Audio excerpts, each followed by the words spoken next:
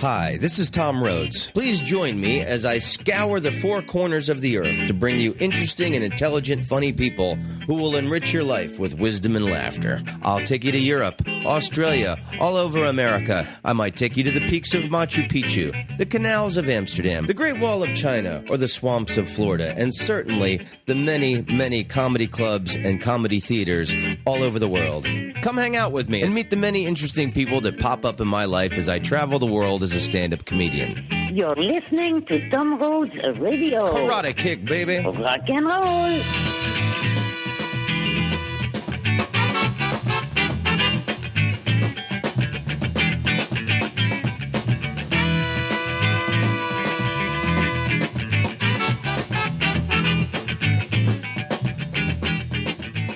Steve Hughes, ladies and gentlemen, Steve Hughes.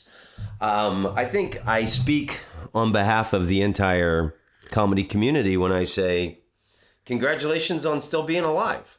That's not as funny as you might think. I'm going to get myself a trophy, actually, a plaque. Yeah. Steve Hughes didn't kill himself. Man. So, it's good to be you've been alive. on this podcast before. You and I have been friends for years. And the last time I saw you, you and I did the New Zealand Comedy Festival together in 2013. And you were happier than I've ever seen you. You were like in love, like a teenager. I vividly remember you skipping. You were just... With these legs, that's a sight.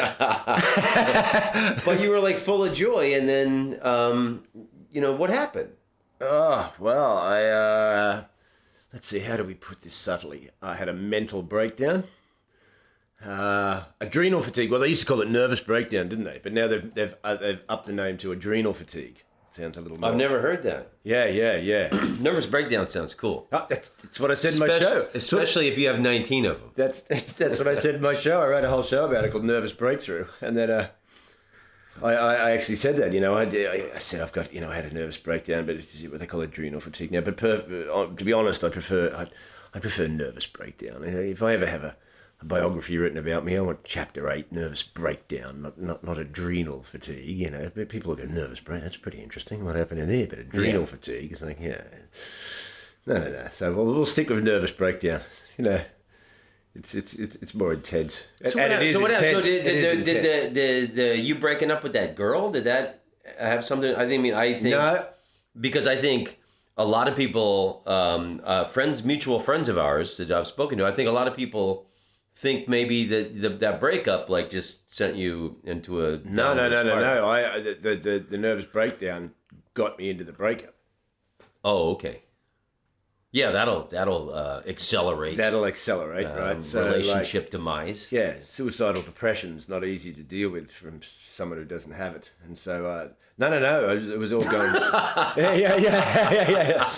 So, as hard as that may be to grasp. Yeah. Well, if you're around someone having a nervous breakdown, it's no picnic. So no. It was all going great. The irony is, I actually broke up with her first because I was just getting these suicidal depressions and thinking that it was something outside of myself. And I was with my girlfriend, I was at this and that, but it wasn't. It was my entire. I had like gut problems, so I probably had what they call leaky gut. So I'm getting no nutrients from food. I've been on the road for 5 years without a holiday. I've been taking drugs for 15 years, not in the sense of like party wise, not like full on junkie wise, but it accumulates. You think you're Superman. I forgot I wasn't 18. One of my old friends from here, I've known for about 30 years, he goes, I knew you'd have a breakdown. I went, why? I guess, because you haven't stopped since the 80s. Simple mathematics. Yeah. Getting older and, going harder. Because those tours, I was like going, 8 countries a year. I was doing 60-date tours, coming to Australia, doing about 40 dates, going back to England, going to Finland, Norway, Sweden, pop over to Canada, come back, do 30-date tour, go over to somewhere else, then do another 60-date tour. And I was going to quit at the end of 2013 for a year. Because I always had this idea in my head, I've got to take a break. I used to have this, Hunter S. Thompson had Owl Farm. That was the name of his In ranch. Colorado, yeah. Yeah. That's I used to say, because I hadn't lived anywhere really. All my stuff was at my brother's house in storage in Australia. I'd just been on the road for years. I was renting a small room off my friend Killian in Manchester in England. But it was just because I thought he didn't charge me much rent. He was cool. I've known him for years, one of my best mates over there. And, because I was in and out, I thought, helps him with the rent. He gives me a small room, sorted, but I wanted my stuff. I hadn't had my stuff for years. I hadn't had a base, so I used to go, I need an owl farm. Like Hunter S. Thompson used to say that wherever I go in the world, I know there's that sanctuary to just, so you've got some roots. You're touring, you don't have roots. And you got to balance it out, man. You got to balance it out. And I just didn't. So I thought I'd quit at the end of 2013. I'll get my missus. We'll move back to Australia for a year. I'll play drums, go swimming, do weights, just go in the bush, not just the woods. Any Americans are listening. Hilarious. Yeah, right. So I think we've seen enough Australian movies. We've worked it out. Yeah. I don't want to sound patronising, but go in the bush. So what? One bush? So yeah, that was my big plan. And then about halfway through, I 20 shows to go after doing 150 shows a year for 4 or 5 years. I had 20 to go.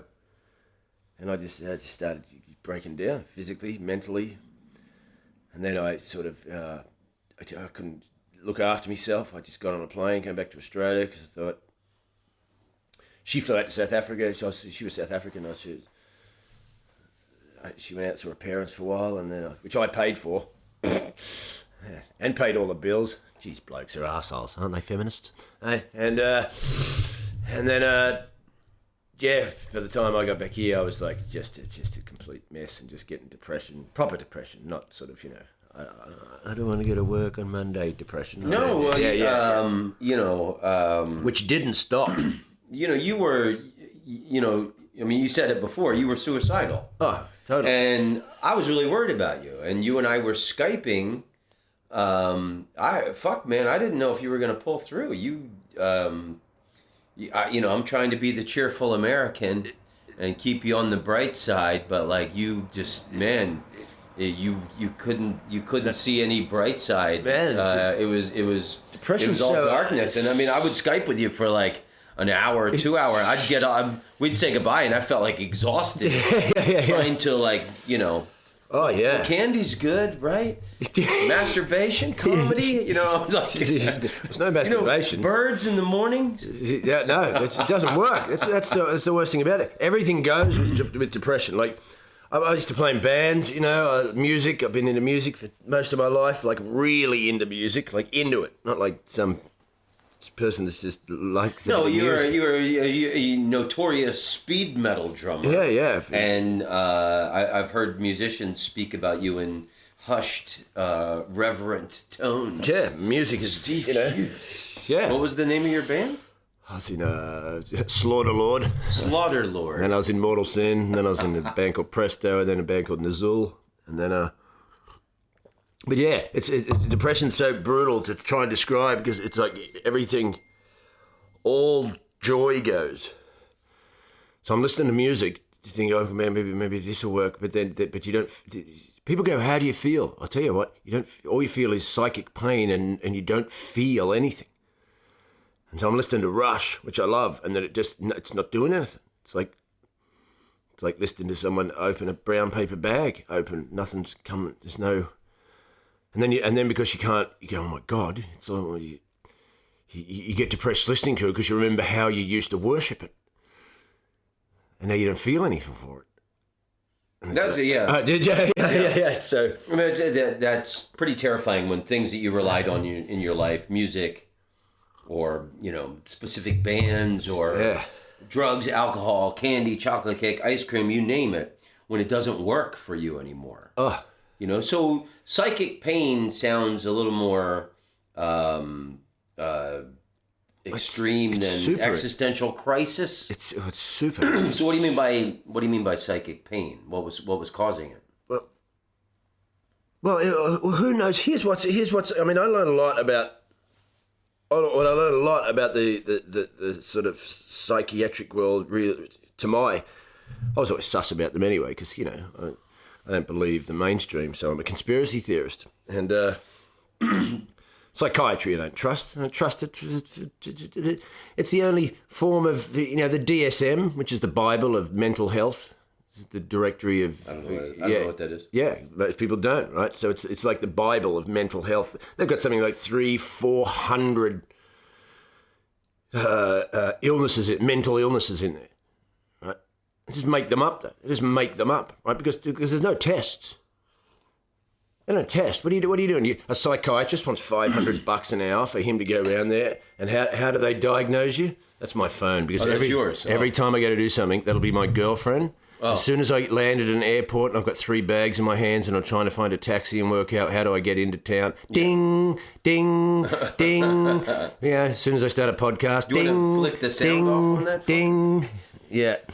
And so I'll tell you. So I don't trust them as far as I can kick them, because they don't.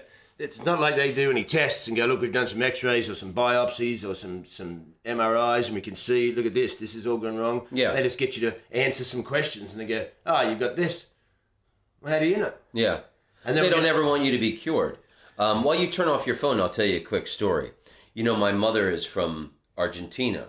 And so I went back with my mom. I've been there 4 times. And I have this older cousin. She's my mom's cousin. And she's in her 70s. And psychiatry is actually huge in Argentina. A lot of people see a psychiatrist. And she's a wonderful old woman. And she was going to the psychiatrist once a week and paying like $20, which in Argentina, that's a lot of money. That's like $100 to you or I. And when I was there, I took her to do tango lessons with me. And the tango lessons were only like $5 or $10. And they fixed it. And she was so happy doing it that she called her psychiatrist and said, I decided I'm not going to see you anymore. I'm going to instead do tango lessons once a week. And the psychiatrist said to her, oh no, but you're not cured yet. You can't stop our sessions. And that's exactly it. The guy just wanted the weekly fucking money. And also I love he didn't give a fuck that she discovered something that made her happy. You know, that was the least of this guy's concern. Also, I think you'd be making a big mistake right now if you did something that made you happy. Yeah. And also, you're not cured yet. You haven't even diagnosed me yet. Because you got no tests, mate. You've got no tests. They get you to answer these questions. And then you answer them, and then they make a diagnosis from that. Oh, so scientific. Yeah, you're worth $500 an hour. Yeah. Like, no. These are New World Order Nazis. New World Order Nazis. Yeah. Forget about them. They give your children Ritalin. Yeah. You trust these people? So see, I'm getting really full on about the mainstream. I've never liked the mainstream, the herd, because they're all dumb and they all like, you know, that's a generalization, you know, I'm making, but... Well, I think most of the herd would agree with you. I've never, you know, people, we're easily led as people, and I'm like, nah. A good friend of my father's who I grew up with, who I loved, he used to take one of me and my school friends to horror films. She takes to see Salem's Lot and all this stuff, and she was classic. She went to Woodstock where Hendrix was. She was American, right? She went to Woodstock. She was in The Blob as an extra with Steve McQueen. She'd been in psych wards. She'd had a life.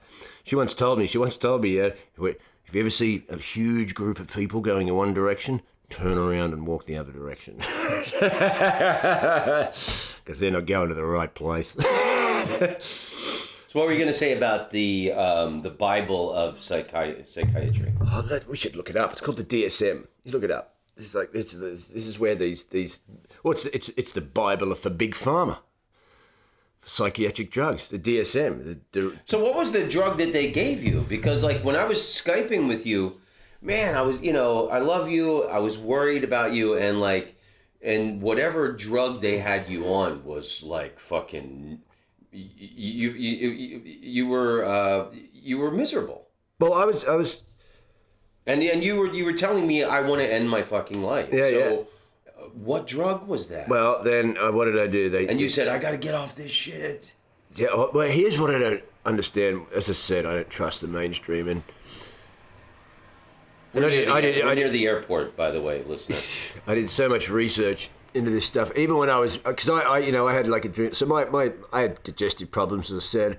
I had adrenal fatigue. That's going to exasperate your adrenal glands, which are, helping your hormones operate. So you're running on adrenaline, not nutrients or energy. Your cortisol shooting into your nervous system. You're in constant fight or flight mode. So your brain just basically blows out. Just can't handle it anymore. So it physically and psychologically just breaks down, right? You're a mess. It's depression. And like, so I go down to this doctor, and then what did he stick me on first? See, and it's all just a stab in the dark with these people. Well, you can't sleep, you got insomnia. Of course you can't, because you've got cortisol running through your body and adrenaline running through your body, and your nervous system's, constantly wired. So we'll give you Seroquel, which is an antipsychotic, because they don't want to use sleeping pills anymore, which I wouldn't want to take either, and never have. And then, and around the world they're doing this. They give you Seroquel, which is an antipsychotic to sleep. I was on 25 milligrams, which is a low dose. They'll give you that for sleeping. But some people, they give it for schizophrenia if you're on 400 milligrams. So they're handing out the same drug for people with sleeping problems as with people with schizophrenia. Wow. Now, of course, they'd go, yeah, but the dosages are different, and that's how, it works like this. But then they had me on this other thing called metazapine. And then it's just like, oh, here, take 50 milligrams of that. Well, nothing's happening. Here, take 30 milligrams. Well, nothing's happening. Here, take 45 milligrams. They just up it. So then I was on that and Valdoxin. I was on like two antidepressants and an antipsychotic, which I just went, I don't want to be on these things. And that's why I'm so freaked out what they're doing in the world today, because I read these horror stories. I looked up so much, did so much research on it. They're handing these things out like candy. Countries like Australia, the US. Yeah. And, well, like you said, kids are starting out on Ritalin.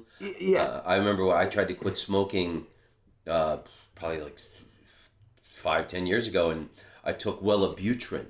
My fucking brain felt like it was in formaldehyde. I didn't like the experience at all. I didn't feel like I was thinking my own thoughts. And then I've talked to other people who said, oh, well, I'm on Wellibutrin right now, and I really like it. So, I mean, maybe it has different reactions. Here's the thing. You can look up. Of course there is. But here's why I don't get that they're running around boasting they can... I don't know if do they say they can cure, or do they say that they can, stabilize? Because some people have conditions all their life they can't cure, but they can manage. So of course, you look up anything. You can look up 1 million different sites on the internet, and there's whole forums of people who have, who are totally anti-meds because they got stuck on them by doctors and stuff, and then had to come off them. It took them 8 years of their life to get off these cocktails of drugs, you know what I mean? And they'll just tell you, oh, when you need to know, they're not addictive per se, but when you come off them, because they're rearranging your brain chemistry, even though they don't really understand how the brain operates, which they'll tell you, but they're giving you drugs which apparently, are going to alter your brain chemistry. So obviously, when you're coming off them, they go, oh, you just halve it for 2 weeks and then quarter it for 2 weeks, and then you just kind of stop it and you'll be off. Well, I gave that a go and went into complete psychotic meltdown, where I somehow got on a plane and flew to my friend's house in Thailand and went to a rehab there to try and stay off. I thought, I've got to be in a safe place, because I'm not going into a psych ward. Welcome to that little prison. Forget about it. Well, it seems like once you go in there, it's no coming out. Or there's a big fucking rubber stamp on all your government forms. Oh, yeah. Wacko.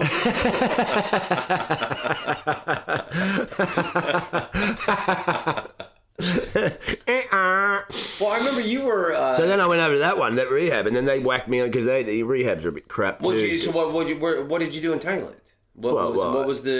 What was the rehab like? Yoga and like no pills? And I tried to stay off the pills. In the morning? Yeah, they try all that stuff. But I've done so much research in the past 3 years, and none of this stuff's really working to get people off these drugs. You can't just do group therapy and then what do they feed them for?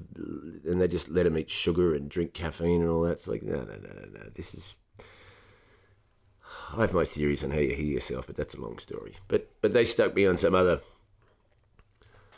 Then they stuck me on Zoloft, and they stuck me on a thing called a Abilify, which is big in the States. They love to advertise Abilify in the States. And then I got back. Well, so what's that shit like? Oh, it's another antipsychotic. They give that to schizophrenics too. And then I saw another. So I came back here, saw a psychiatrist. He goes, "Who put you on Abilify?"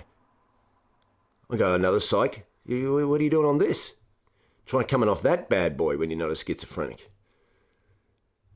Welcome to hell, ladies and gentlemen. Wow. Welcome to the worst cocaine, acid, whiskey hangover you've ever had times 1,000. So who are these quacks prescribing you this? Well, some of them are good doctors and that. And I don't sit there and go, "Oh, they're all quacks, they're all evil, they're all in on the big conspiracy." They do what they've been trained to do, and some of them would think they're doing the right thing. But these days, when they're given, some 18-year-old girl goes in there because she's a bit stressed out from uni, and they go, "Here, take Prestique," and they go, "Okay," and then 2 weeks later they try to stop it. Yeah, because Prestique will fly them to the Caribbean to golf for a week. Yeah, well, they do get little kickbacks and stuff, don't Yeah. they? So, and now you've got some poor 18-year-old girl who realises she can't get off Prestique by just not taking it, and spends the next 24 months of her life trying to wean herself off this. So I feel more sorry for those people who actually didn't have anything wrong with them that went in there, and because I didn't get forced. I went, well, I'm in a bad way, so I'll give it a go, right? But no, it didn't work. Well, I remember you were telling me you wanted to go to Mexico, go to some like ayahuasca farm. Did I pronounce it right? Well, it's not so much. He doesn't just do ayahuasca. He does. I spoke to this guy. He's well, this guy, he had a life and a half. He was on meth and that for like 20 years, crack. His brother had killed himself in a rehab trying to get off crack. His mother had died on fucking meth and all this stuff. And he went, and he just kept going to rehabs, and they kept filling him full of meds and all this stuff. And he went, no, there's got to be another way. So he just started weaning himself off, meditating 4 hours a day, changed all his diet. No sugar, no processed food, no dairy, everything organic that he could. Eventually he went and saw some, medicine men from different, Mexican fellas, and sort of, dealt with his own issues and just acclimatized his body. Those books in the 70s, I read a couple of Carlos Castaneda and all that. Well, that's still going on. Well, it's more your, San Pedro kind of. What was he taking? That peyote and all that stuff. The first book was great. I read that. Yeah. It made me want to do peyote. And I tried peyote once in a tea form and puked violently, and it was a very unenjoyable experience. Sure, it could be. I mean, there's a lot of ayahuasca's become very trendy now as well. Some books will mislead you. Oh, of course. This stuff is, I would never go and do, because it's become very kind of what they call tourist ayahuasca. Well, there's a right? huge industry now. There's the industry, right? People, and then there was an American who died in Peru. Yeah. Well, it was like 2 or 3 years ago. But here's the funny thing. People would go, oh, look, a guy died in Peru because he took ayahuasca. Yeah, do you know how many people have died on antidepressants and antipsychotics and anti-blood pressure pills and do you know how many people the medical industry kills every year? No, but look at the the opioid epidemic in the United States right now. So many doctors have overprescribed opiates in the United States. It's just like your painkillers. Oxycontin and all this shit. What is that? Is that painkiller or is it? You know what? Or is it like benzos? About 10 years ago, I went over to Juarez when I was playing in El Paso, and I bought some Oxycontin.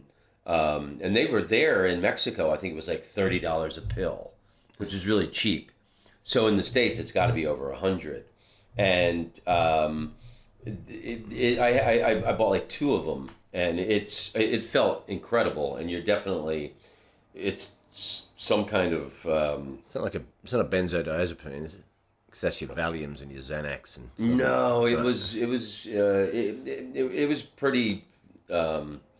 You're zonked, but you're feeling euphoric. Yeah, right. And I could see people getting addicted to it. So now all these Americans, apparently there's more heroin than ever on American streets, and suburban white people are doing heroin because they can't afford to get the pills. That's exactly, man. So it's cheaper to buy street heroin than to get the pills. Well, I can't believe that's the thing. I read a lot of stuff on the internet from people who have got posts and stuff about antidepressants and all this kind of stuff. Hey, thanks for turning your phone off. Hey, can we interrupt this podcast for a sec? One more time, if you want to give and support us or donate, Patreon, patreon.com, patreon.com/Tom Rhodes Radio Smart Camp. And if you want to enrich your life with wisdom and laughter, you can buy my brand new album, All Hail Laughter, on iTunes and Amazon. It's a double album, and it will certainly enrich your life with laughter. Enjoy. And we're back. Sorry about that, folks. Well, I was expecting a call from a friend of mine who was going to come out for dinner, and he's not. But anyway, you saw this old friend at the funeral yesterday. So yeah, I've seen him over the. But I like that story you told me about your friend who's funeral. We've kind of changed topics here. Yeah. In fact, yeah. Screw the psychiatric drugs. Tell you what, if they help you, they help you. If they don't, stay off them. If you're not that depressed, you think you're depressed, but you don't know if you can still function. If you can still function, start swimming. Eat some good food. Get some air.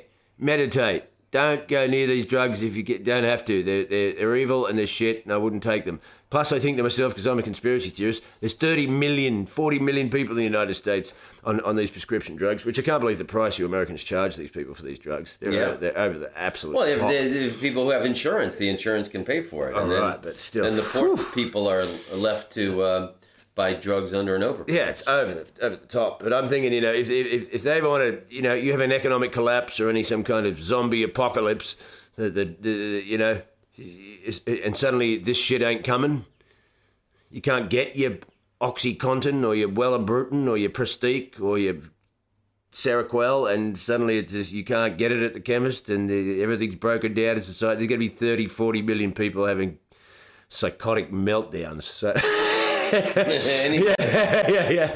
With withdrawal symptoms from hardcore psychiatric drugs. So do you think your hardcore embrace of conspiracy theories might have also led to your mental collapse? Nah. No, because I realised a few years ago after reading a lot of stuff that you just have to stay. You don't just believe everything you read. This is how you get into conspiracy. It's like you think you found the holy grail of truth that no one really knows, right? So you get all excited and you want everyone to know. Then you realise, hey, no, this is a world of also half lies, half truths, disinformation, right? There's also stuff coming in from the very thing you think you've discovered that it's against, right? So then you just have to step back and critically think and just go, okay, take everything on board in a sense of just look at it in a non-biased perspective and just look at it. And then see if it makes any sense by doing more research on the research you've done. So you have to put your own research in. Yeah, but do you remember Noel Faulkner in London? Yeah. What was the club he owned? Comedy Cafe. Yeah, Comedy Cafe in Shoreditch, which has since closed. He was having a big mental funk a few years ago. I remember he was telling me that he was just too engaged in watching conspiracy theory videos on YouTube, and one video led to another, and then just next minute you can go down a zillion rabbit holes and start to get nuts, and then it can it happened to me for a while. Like, it didn't drive me nuts, but you realise that it takes over your thinking, right? So that's when you step back and go, all right, hang on, just relax on it. I mean, some conspiracy theories are fun. I personally. Well, conspiracy theory. Putin has a video of Donald Trump encouraging Russian prostitutes to drink water and pee on the bed at the Ritz-Carlton. I mean, that's one of the ones that keeps me cheerful and hopeful. As bad as things are in the world, and then other ones. And plus some conspiracy theory is a great term that they made up. I think they invented it after the JFK assassination when people just didn't believe the government obviously was lying to them. And so if they're capable of that. The word conspiracy theory, I think, was invented by the government, or whoever it is that runs your country these days, the deep state, shadow government. But Whoever's got that video of It's Trump with the Russians. But no, it can drive people nuts. Oh, because I've met, I've met hardcore conspiracy theorists. Hardcore. So what do you mean by hardcore? Oh, it possesses every single thought that every single thing they see is a conspiracy. Why? Like they go that nuts. Like like someone on the X-Files that lives in a caravan and. You've teetered on that edge. No. Not where everything. No, but not everything. But I've teetered on the edge. But in a comical. Yeah. I've always found it amusing. I had a comedy. I had a way to turn it into comedy, into jokes. But there's certain things I completely still hold true. I did anti-PC material years ago, and everyone thought I was a conspiracy theorist. I was going, no. This is like intellectual colonialism, man. They can bend this into thought crime. They can bend this into so that they break down all functions of society, turn all society into this kind of subjective postmodernist sort of soup where no one's allowed to say anything because someone gets offended, which leads into this and that, and that's where we're heading. That's a dangerous world, Everybody's touchy about everything. Yeah, and that you can't have that, and it's happening. And I told them 10 years ago, and did comedy about it, and no, I didn't. And people go, Steve's a bit nuts. I'm going, well, you're all watching it now, aren't you? Because all you're watching these 20-year-old SJWs who have, come of age, the harvest from the children of the damned, as I call them. They've all come through school governed by political correctness, pumped full of Ritalin, and now they're all running around with green hair and Doc Martens and neck tattoos thinking they're nonconformist while they're wasting their youth trying to be activists for groups that they've never even met, who they didn't ask to be the spokespeople for these apparent minorities who are oppressed by, well, everyone's a minority of these people except white, straight men, because they live under a colonialist, patriarchal, Christian, paedophile system that has just oppressed everyone in the world. And so white, cisgendered males, as they now call us, should all just shut up while everybody else who's a minority gets brought up into this form of equality based around collectivism and no one ever being offended again. And I'm like, well, excuse me, you people are insane. This isn't going to work. What are you talking about? What are your utopia of some kind of a global equality it's an illusion. What are you talking about? I used to think it was possible. No, it isn't. You don't want it to be possible. It's not possible. What are you talking about? Political correctness is such a trick because really you can't argue with its points. Because in one sense, I've just grew up a metalhead and then a comedian, so I've never really had a specific political side. I'm not left, I'm not right. But through the way I've thought most of my life, which is the way usually a lot of my creative friends and creative people do, we've just grown up without thinking about having a political attached to a specific political group. We've basically been lefties. I've never been racist. I don't care if you're gay. I don't care if you're a bloke and you want to wear a dress. I don't care if two blokes want to get married. Yeah, that's what I mean about a worldwide utopia. Yeah. But that's not going to happen. Yeah, I mean, I've traveled. I've been to Russia. I've been to China. Yeah, we've travelled. We've travelled, I've been to 38 countries. You've probably been to more. So you sit there going, watching some 20-year-old on the YouTube talking to you like, and this is how you're supposed to behave, everybody. How old are you? Oh, look at this joke now. When I was young and I knew girls with green hair and Doc Martens and tattoos, they were at metal or punk gigs and they were cool. Now when I see a young girl with green hair and Doc Martens, I'm like, get that fucking thing away from me. Right? Don't look at it. It'll scream rape. Don't look at it. Don't touch it. Don't go near it. It'll call you some kind of ism or a phobe. And yeah, right. And it'll stand on its moral high ground thinking that it can direct everybody to this illusionary utopia where no one ever gets offended again. Because that seems to be what they want, isn't it? Where no one ever gets offended, there's no discrimination, everyone gets fair chances, everyone has enough to eat, everyone has this. Now, of course, their ideas, how can you argue against that? Who really wouldn't want that unless you're a psychopath? Yeah. It'd be a wonderful world to think that everyone had enough to eat, you could always get the kind of job that you wanted, that you weren't looked upon, you weren't discriminated against, people didn't attack you, people didn't do this. Basically, they're asking for a world without pain. Yeah. Can we have a world without pain? No, you can't, right? So you it's an illusion that you're going to create this. So there's going to be some pain in your life. And guess what? The strongest and coolest and some of the most deepest spiritual thinkers in all our history have told you how pain can make you better. It can make you a better person. When we grew up, it was like the kids that got picked on at school. Of course, it can be dangerous if kids get bullied at school because people have different genetics, people have different experiences at home, they have different psychologies and how they interpret the things that go on, that happen to them. So, of course, you can get some kids that go a bit nuts or perhaps, at the worst scenario, kill themselves.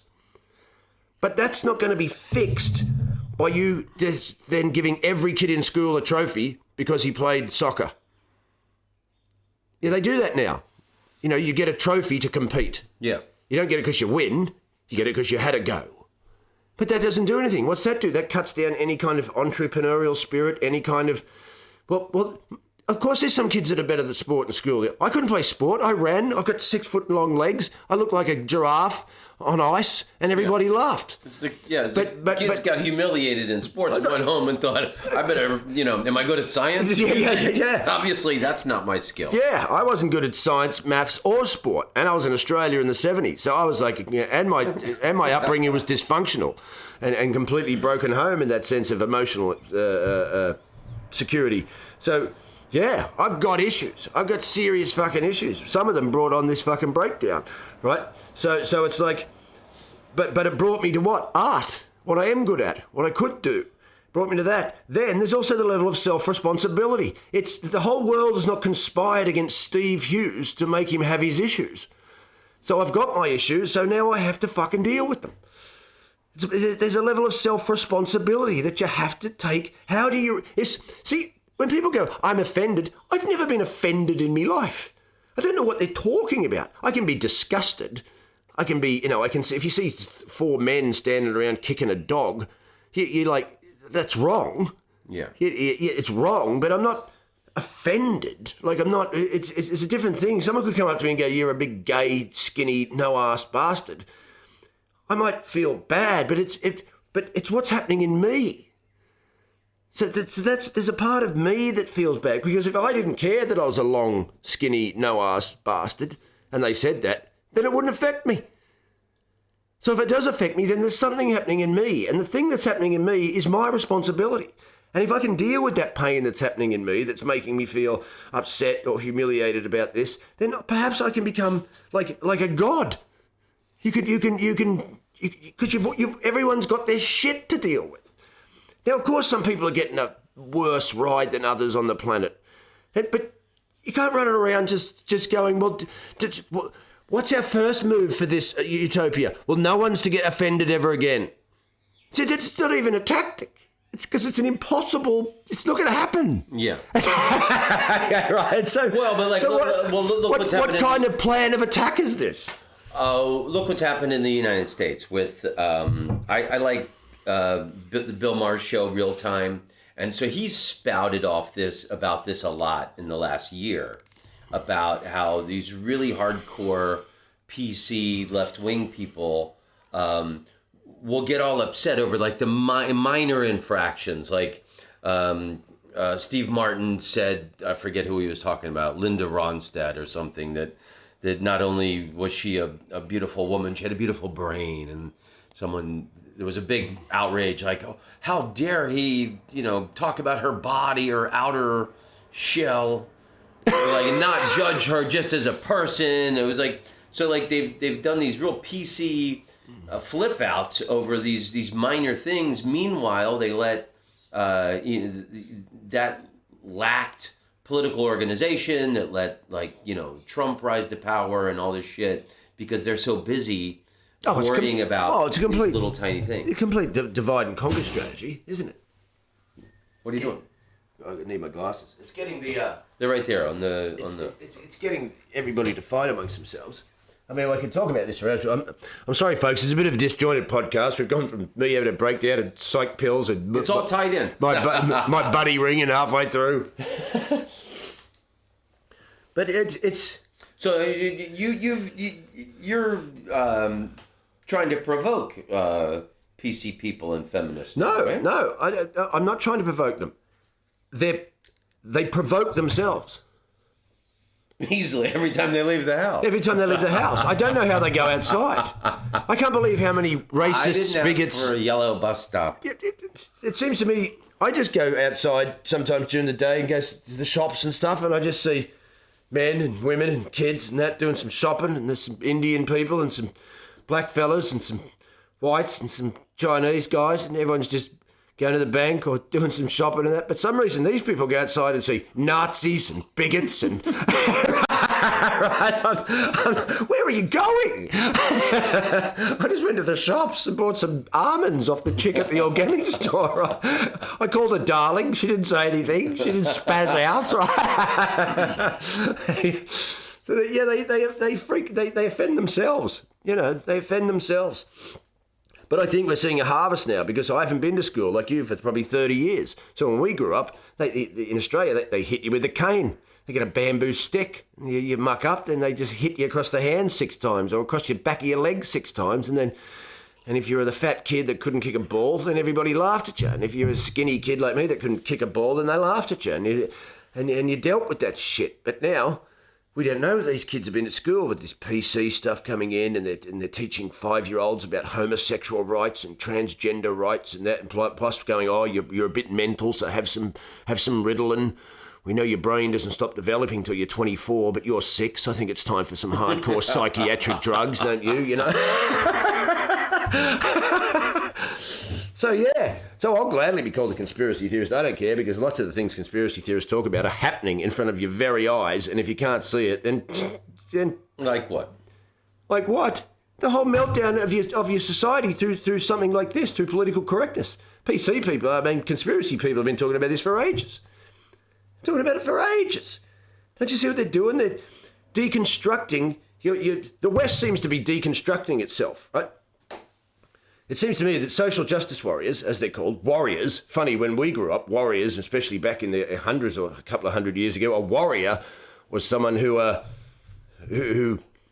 had to get sort of reached a certain age of 16 or 18 at manhood, and then got hung up by his nipples from hooks for 3 days and wasn't allowed to eat, and then got sent into the desert for 40 nights to just eat scorpions. And then when he came back, if he wasn't dead, he was like a man. And now you're a warrior because you've got green hair and you're sitting behind a keyboard getting offended and everything, right? I'm thinking, oh, well, let's hope the next people that come to attack our society, we've got our warriors here to defend us, right? Right? You're warriors? Jesus Christ. So... it seems to me what's happening to them, these social justice warriors, while they seem to hate capitalism. They're all anti-capitalist, aren't they? They hate capitalism, right? Now, obviously, is capitalism... ironically, of course, if they hate capitalism while they'll gladly reap the rewards of its oppression, as they sit there on their iPhones in Starbucks waiting to get their cheap flight to the anti-capitalist march. Okay, so you hate capitalism. Now, is capitalism a system that is exploitative, has, created pain and misery and stolen things off certain cultures and that? Yes. Yes, it is, right? Why? Because it's a system made by human beings. And sometimes when systems are made by human beings, arseholes get in charge of it and run amok and fuck things around for their own ends, right? Like all systems that people have ever run. Has there ever been this utopian Garden of Eden they talk about on the earth in all of history? No. So what are you going to replace this capitalism with? Well, they run around with their Che Guevara shirts and their hammer and sickles thinking, we'll just whack a bit of communism in there. That should sort it out, right? Oh, okay. Well, should we go and dig up the 100 million dead bodies in Russia and China and ask them how that all panned out? Right? Right. I mean, sure, equality looks tops on paper. Look, everyone gets the same as everybody else. And who's going to dish this out? You're still going to have a hierarchy to dish it out. You're going to trust them to do it? Well, okay, whatever. Yeah, right. I mean, you've been to communist countries. Yeah. I was in Beijing. I saw a red Ferrari at a stoplight, and then there was an old man pulling a cart full of scrap metal like a donkey. I don't even know. That's not equal distribution of wealth. And it doesn't pan out to this equal distribution of wealth, because someone's got to be in charge of it. And when people get in charge of things, they get into positions of power. And it's quite difficult to run a whole country. You have to end up being a bit of an arsehole to do it, because we're not amazing people yet. We're not amazing. Yeah, and capitalism, greedy fuckers. Of course it is. The whole system is designed for them. I'm not against capitalism. I would like to own property, and I'd like to have just an apartment, get a car. I know it's ruthless. I know it's ruthless. Of course it is. I mean, capitalism invented the thing where they just make things to break now. Why? Why? General Motors, that's what sent them in the toilet. In the 80s, they made obsolete parts that would only last a certain amount of time, and then they do that in everything now. They do it. My mates have still got. And the Apple, they make like $30 billion a year or something off of just accessories. Yeah, of course, because it's all made to break. Cards and I've got friends who've still got CD players from the 80s, blasters. Your beatbox, still working. But you buy one in the last 10 years, after 6 months, doesn't the laser doesn't work anymore. It won't play. So of course there's shit things about capitalism, right? But at the moment, that's what you've got. Oh, well, shouldn't we fight against it? Well, perhaps you should, but your tactics aren't going to work. So what else do they hate? Well, they seem to hate colonialism, even though they're and this is all coming from the white people. Yeah. In the colonialist, capitalist. Yeah, it's funny. I've heard right. Since I've been in Australia, I've heard a lot of white Australians tell me that Australia Day should be called Invasion Day. Yeah, well, it always has been by Aboriginals. And I used to think this too. I grew up in this country on the side of the Aboriginals. I've been a lefty my whole life. Yeah, that's how I feel. I'm for Native Americans. Of course it is. Of course it is. Because it's caused misery. It's caused misery, and it's caused suffering, and it's caused empathy. You're an aware, intelligent human being. Of course. And I think some of these ancient people have wisdom that we need. Connected to the earth and stuff like this, a more simplistic understanding of the universe and the earth and their role in it. But this is the reality we're in. So they hate Western expansionism, colonialism, because probably they seem to think that history's 400 years old. So why? Because what do they view? Well, they can view Canada, the United States, Australia, New Zealand, South Africa. They're the kind of your most modern white expansionist countries, it seems to me, that have gone around, done all this, and now we've got Israel to top it off, the gods of the universe, who can't say anything bad about them ever. And then, so now we've got so they kind of remember that. So these white people have gone and done this. Yeah, but human beings have been running around in empires for time immemorial, stealing shit and carrying on. Muslims have done it, Asians have done it. I don't know if Africans did it. Well, they probably did it to each other. But people run around, haven't they? They've done it. But white man, he managed to do it the last 200 or 400, 500 years with technology. So he turned up, instead of just having a big... Well, we've got guns and that now. Right? So we'll do... And they still do colonialism, just they don't turn up and steal or kill all your people and take your land. They just do it economically. Because, of course, capitalism has merged into the colonialist idea, so we'll just go in then, carve up your country, and we'll take all your natural resources. Why? Because we'll get the World Bank to put you in debt. Now you're in debt. So this is a very complex thing you young lefties are trying to run around and fix by just telling everybody to stop talking. Right? It's ludicrous. So they hate capitalism, they hate colonialism and Western expansionism, and they hate religion as long as it's Christianity. Because they can't talk about Jews, because they don't know what they think anyway, and they're off limits. And then they've got to support the Muslims, because Muslims in their multicultural countries, which are so racist, even though they're the only multicultural countries on earth, well, they're in the minority bracket. All 1.8 billion of them. And because most Muslims aren't white, they must be oppressed. This is how they seem to think. So, in fact, everyone's oppressed except white heterosexual men, who are part of the patriarchy, which are part of Western expansionism, and run the corporations. So we've got to destroy all this, right? What they're going to replace it with, I don't know. They're Che Guevara shirts, right? Right? So he seems to be their thing. So what they're like doing now is, to me, they're like a cancer. They hate themselves. Because a lot of the people running around freaking out about it, taking on the moral high ground and becoming the voices of the oppressed. No one asked, I can't remember the oppressed coming up and asking them to speak on their behalf, but apparently they've taken this role. So now what they're really doing is that they hate themselves. They hate their own culture. Because they are capitalist white people in a colonialist country. But they want that destroyed. So what they want to do is they want to kill the host. They're like a cancer. Kill themselves. That's what cancer does.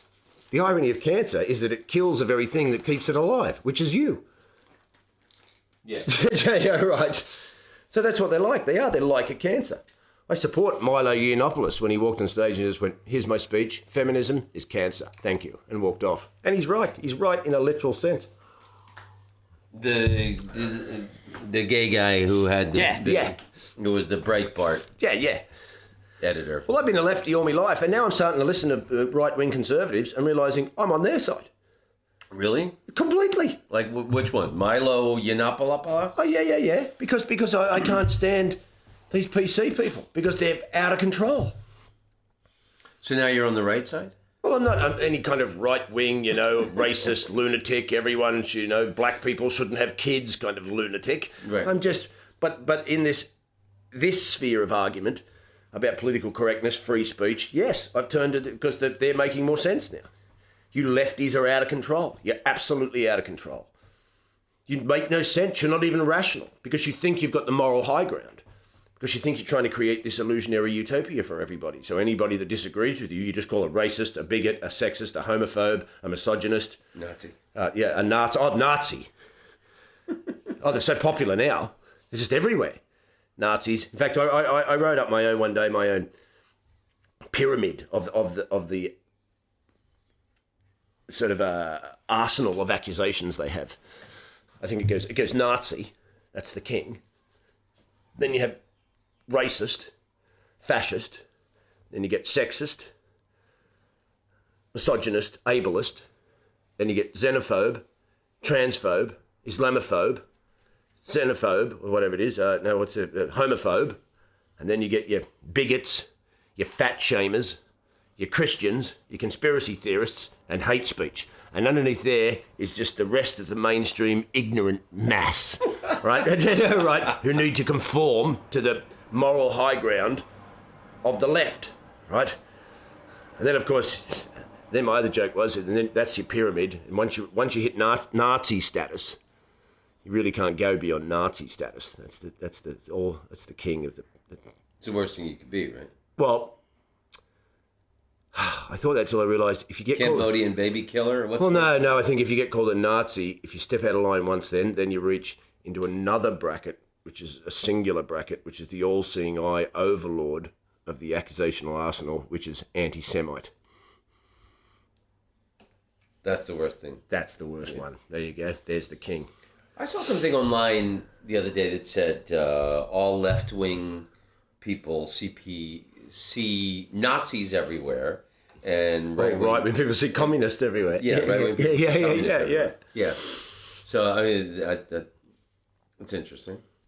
Well, everybody's looking for an enemy, and to label them an hate. But we're not just. What have you gained from your right wing? Tons of material. I'm not. Well, I've got some fantastic swastikas. You and Rupert Murdoch are golfing now? Oh, we're golfing. Me and Rush Limbaugh are having brunch.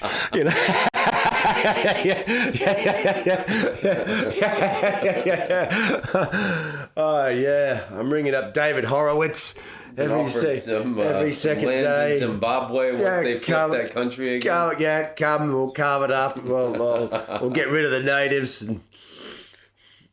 But, this is a complex thing. I'm just a one bloke on the earth that likes heavy metal and does comedy, so I don't have the answers. I wasn't in the secret New World or the War Room, but I've done a lot. I've done 20 years of research down different avenues, and I just sit there and go, well, it's happening. I wrote a joke the other day. There's a feminist in Australia called Clementine Ford, who's brutal, right? Who's just out there, and she can say whatever she wants, and she does this, and she does that. She's totally there, fuck men, and fuck this, and fuck men, and you can see it everywhere. Fuck men, it's happening. Feminists are everywhere. Men haven't done anything for us. What have men ever fucking done? I don't know. Built the world.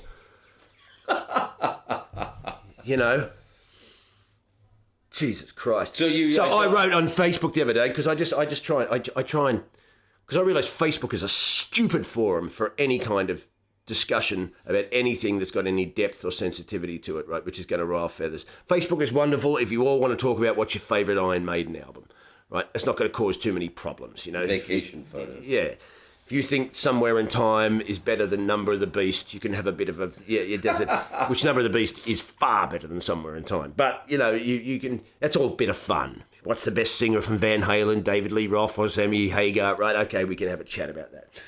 But if you want to talk about vaccinations or evolution or religion or feminism or transgenderism, then it's a stupid forum because everybody from the left will automatically attack with vitriol, hatred, accusations, and you'll get 300 comments from one statement. Now, that's stupid. How can you have a conversation about something that requires listening and depth? But I mean, it could be anything, and it doesn't have to be left-wing people. The people get upset over anything on Facebook. I posted a picture with Mike Tyson last year, and all these English comedians left me. How could you take a photo with that rapist and all this? You know, You're joking. The guy. No, like I'll tell you names when we're not when we turn off the recording. Friends of ours, comedians, were like vitriolic grief. They were like, you know, giving me a really hard time, and I'm like, what? The guy, yes, he was a rapist. Yes, he's a violent person, but he had served his prison time, and now he's out doing a one-man show, and he was at the same venue as I was, and I had the opportunity to take a photo with him. I wasn't endorsing fucking rape. I know. The people are good. So it's not just like left-wing people. It's like, who knows? Yeah, but maybe they are left-wing now. Well, see, these are just names. This seems to be a thing that's happening around everybody. It's just divide and rule, as far as I'm concerned. Everyone's fighting amongst themselves while you're all getting fucked in the arse. So, this Clementine Ford, right? So I wrote on Facebook, wrote a name, capital C, little L, then wrote MEN, because obviously her name has the word men in it. Right? Put that in capitals, Tyne Ford, and wrote, God, she must hate that. Right? Because she's a far right, she's a full-on feminist activist, hardcore. She's a public figure, and she's a public figure, so she's open to ridicule, like I am if I want to go up there. As soon as you put anything out into a public forum, you're open to ridicule. If you record an album and put it out, you can't say you can't review it. Yeah. It's out there now. There's a part of it that's not yours anymore. It's in the public domain. Yeah. So if you want to stand around and preach and carry on, then you're open to ridicule. That's the way it goes. Not everybody likes my comedy, and if they went and they were reviewing it, they tell me. I can't ring them up and go, you can't say that. No, they don't like it, right? So I just wrote this joke, right? It's not even a real good joke, it's just a crap pun. That was 3 days ago. It hasn't stopped. I saw some of the comments. I saw the... It hasn't stopped. I saw the post. Like a mild firestorm. People wanting to fight you, people wanting to... wow. Over that. Yeah. It's just 7 letters, 7 words. Just a crap pun joke.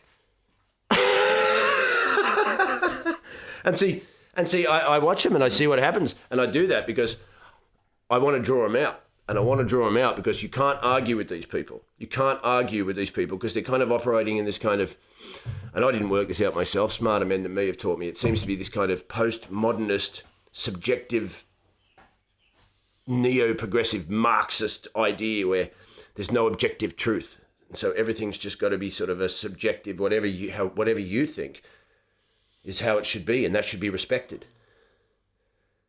This is what, like transgenderism. We've got 30, 40 different genders, have we now? So you want to be, you're a demi-gender, bi, cross-binary, non-gender fluid, half man, half woman, and that you need to respect that.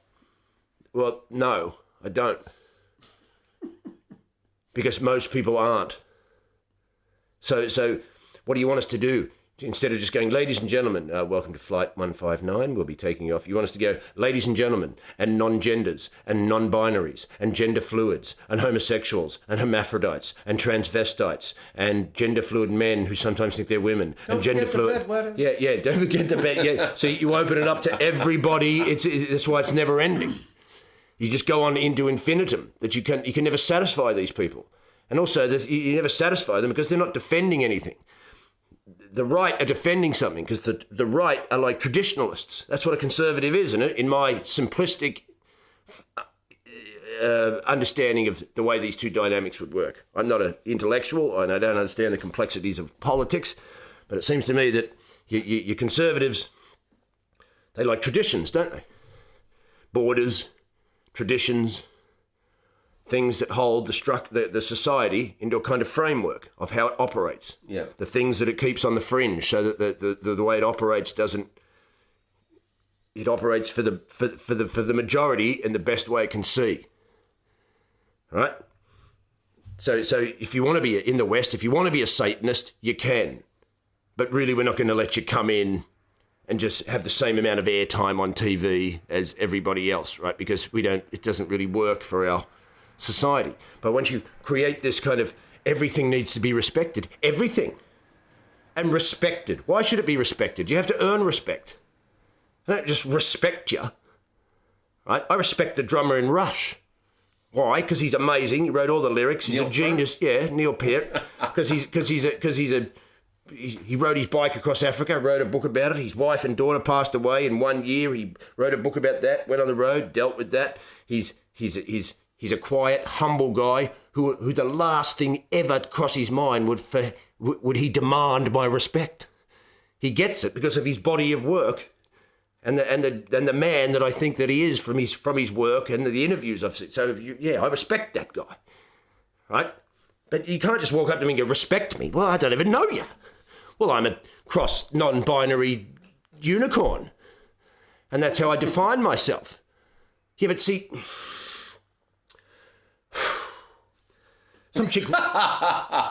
here's what happens. And now the people who can't deal with this, because it makes no sense, because it's not operating in any kind of framework, we're also wasting our energy continually talking about it with each other, going, what's wrong with these people?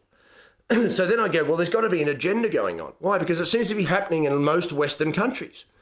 So why is it happening in most Western countries? Surely someone set it up. Because what, did everyone just agree? From Finland to the Netherlands to Australia to New Zealand to Canada to the United States to Spain to Romania to Poland to Hungary to Norway to Sweden, because it's happening all around these countries. What, they all just agreed? It's like no smoking around all the Western world now. Why? Did they all just agree? They did. Yeah, but how? Most people can't even agree what film to go and see. How did all these nations on different parts of the world just happen to go, yeah, that's a good idea? Well, I think smoking is a little more... No, but smoking, of course... people dropping dead and yeah. government money... The government doesn't give a fuck about whether you drop dead. They're selling you the cigarettes. Drug dealers don't care if you die, if you sell them heroin. They care if they're losing customers. Yeah, a lot of money to be made off of cancer treatment as well. Completely. So this is a complex bunch of stuff which isn't going to be solved by people. But to compare that to no, but they're the things transgender people wanting rights. No, there's a connection. There is. Of course there is. You have to think, because it's complex. See, banning no smoking is a great way. Of course, it seems all the non-smokers are happy, and the people that perhaps want to give up cigarettes are happy, and you have this, because it's, okay, we've done reports, it kills you, right? But that's a great way to take away a small freedom, initially, that seems like a noble idea. See, what the West had, which other countries didn't have, or at least what the West had, right? I don't know what other countries had, I haven't been to them all. But in the West, didn't we at some point make the idea that the state can't tell you how to live your life? So if you want to smoke yourself to death, then that's your right. Yeah, and they call it the nanny state now, because like New York banning big 32-ounce sugar water drinks and shit like that, that they feel like the government is, getting too involved in your life. That's exactly it. What have you done? You've handed your responsibility back to the state. Which didn't the West fight for hundreds of years to not have that happen? So that if you want to eat yourself to death with pork fat and chips and smoke cigarettes and drink whiskey and you die at 43, that's your right. Should be your right not to vote. Should be your right to right. not read a fucking book. Yeah. That's your vote. Like. If you want to be a dumb, fat, die at 42 guy, you can. But now... Here lies the happiest person I ever met. He never watched the news, ate whatever he wanted, smoked. Now, of course, you know... See, it's just too big a topic to just to try and dissect in one, because it's... We can, Steve. Because I'll go into conspiracy theory world. I want to hear some conspiracy theory. It's your specialty. You want some more tea? No, water will do. Water. You want some water? Or some tea? You can keep. What's your issue with feminism? Because I think in the United States, people have the idea that I think a lot of young American girls think feminism is dancing with your ass up and in the air and dressing like a whore and acting like a whore, which that is not feminism. You know, so I don't even think a lot of Americans understand truly what feminism is. Well, Americans, the feminists don't understand what it is. It's just about equal rights between men and women. That's all it is. We just want equal rights between men and women. Because we live in a patriarchy that's just oppressed. Okay, so check this out. Hurricane Irma is hitting the state of Florida right now as we speak. Do you know that hurricanes with women's names, the estimated value of the damage is usually a lot less than the estimated damage value of hurricanes named after men? So even in the hurricane world, women aren't getting a fair share.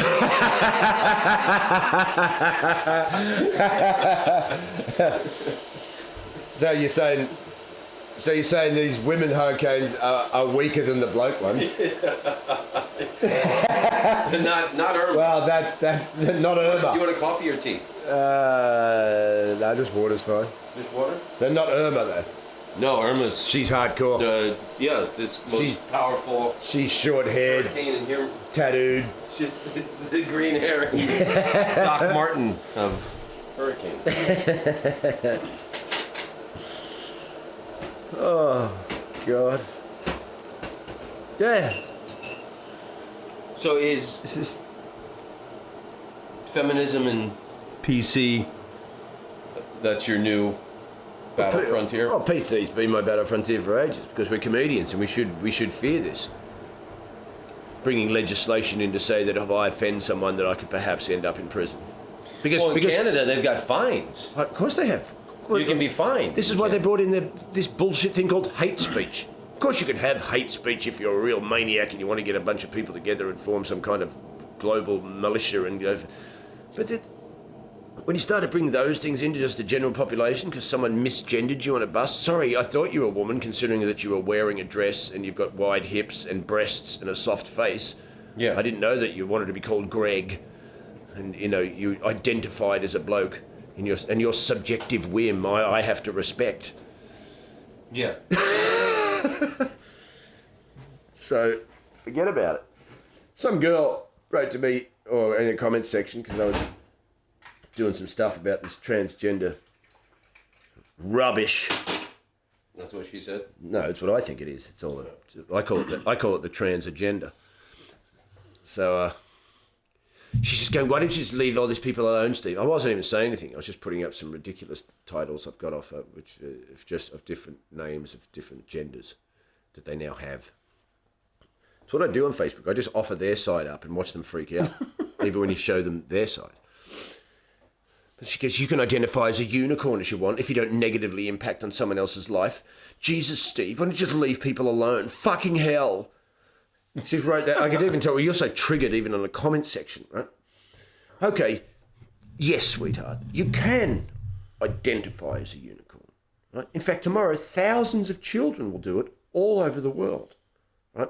And even as an adult, because you have an imagination, you can identify as a unicorn, right? Doesn't mean you are. Because you have imagination. What you can't do is then demand that the majority of the people in the world respect your decision to be identified as a unicorn. And if you don't, and if we don't treat you like a unicorn, that somehow we could perhaps be fined or imprisoned. Because the problem with me respecting you being a unicorn is I can't do that because you're not.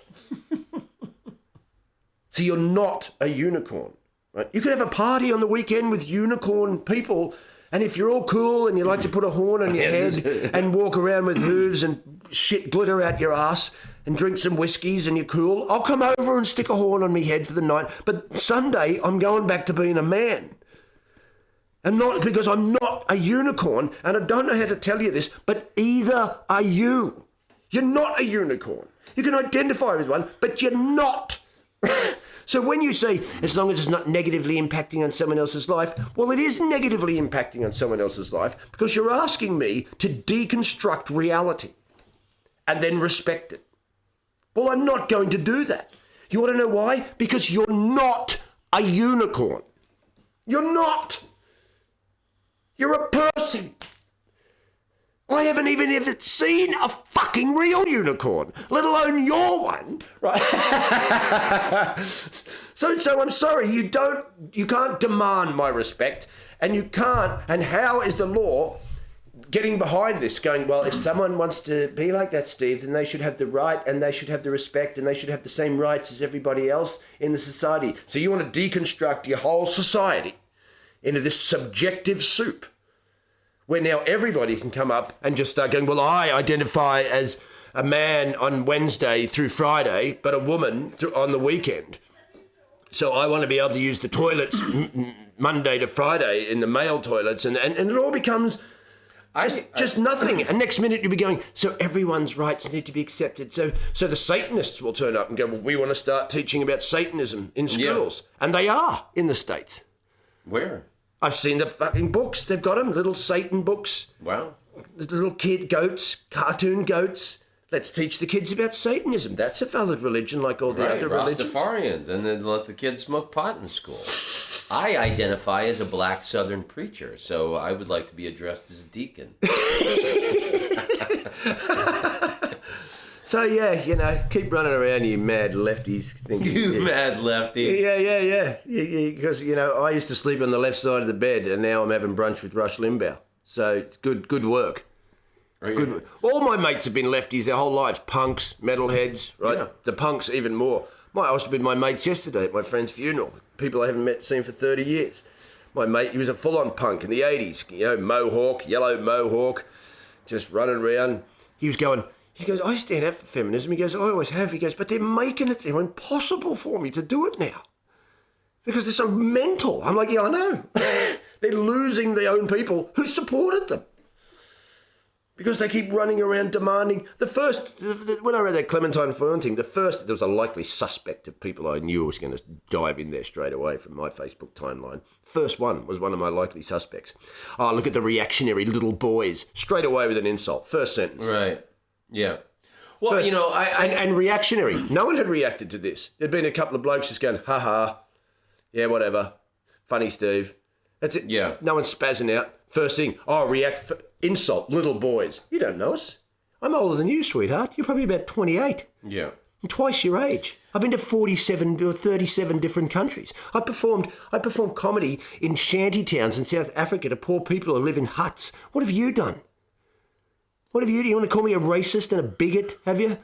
Do you know how hard it is to be a racist and a bigot and go to 37 different countries? Yeah. You hate women. Really? All the women in the world? All 4 billion of them? The ones in Cambodia and Bolivia and Switzerland and New Zealand and the United States and Canada and Finland and Colombia and Laos. I hate them all. These accusations are just fucking insane. I'm for women having. They've got equal rights. Everyone's got rights in the West. What? Equal pay. They get equal pay. I'm for,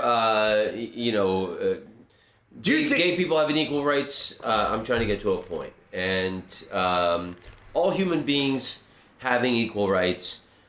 There was a thing in the Atlantic magazine about all these left-wing comedy shows, and they were talking about Samantha Bee in the United States and how she and they used a few other examples of how they can also act like bullies when they're talking about the right-wing people. And like they talked about some video where they went and interviewed these kids that were at some Trump rally or Republican rally, and then they show on the TV show, the way they cut it was making the kids look like little right-wing Nazi fucking ignorant assholes, and the article was pointing out that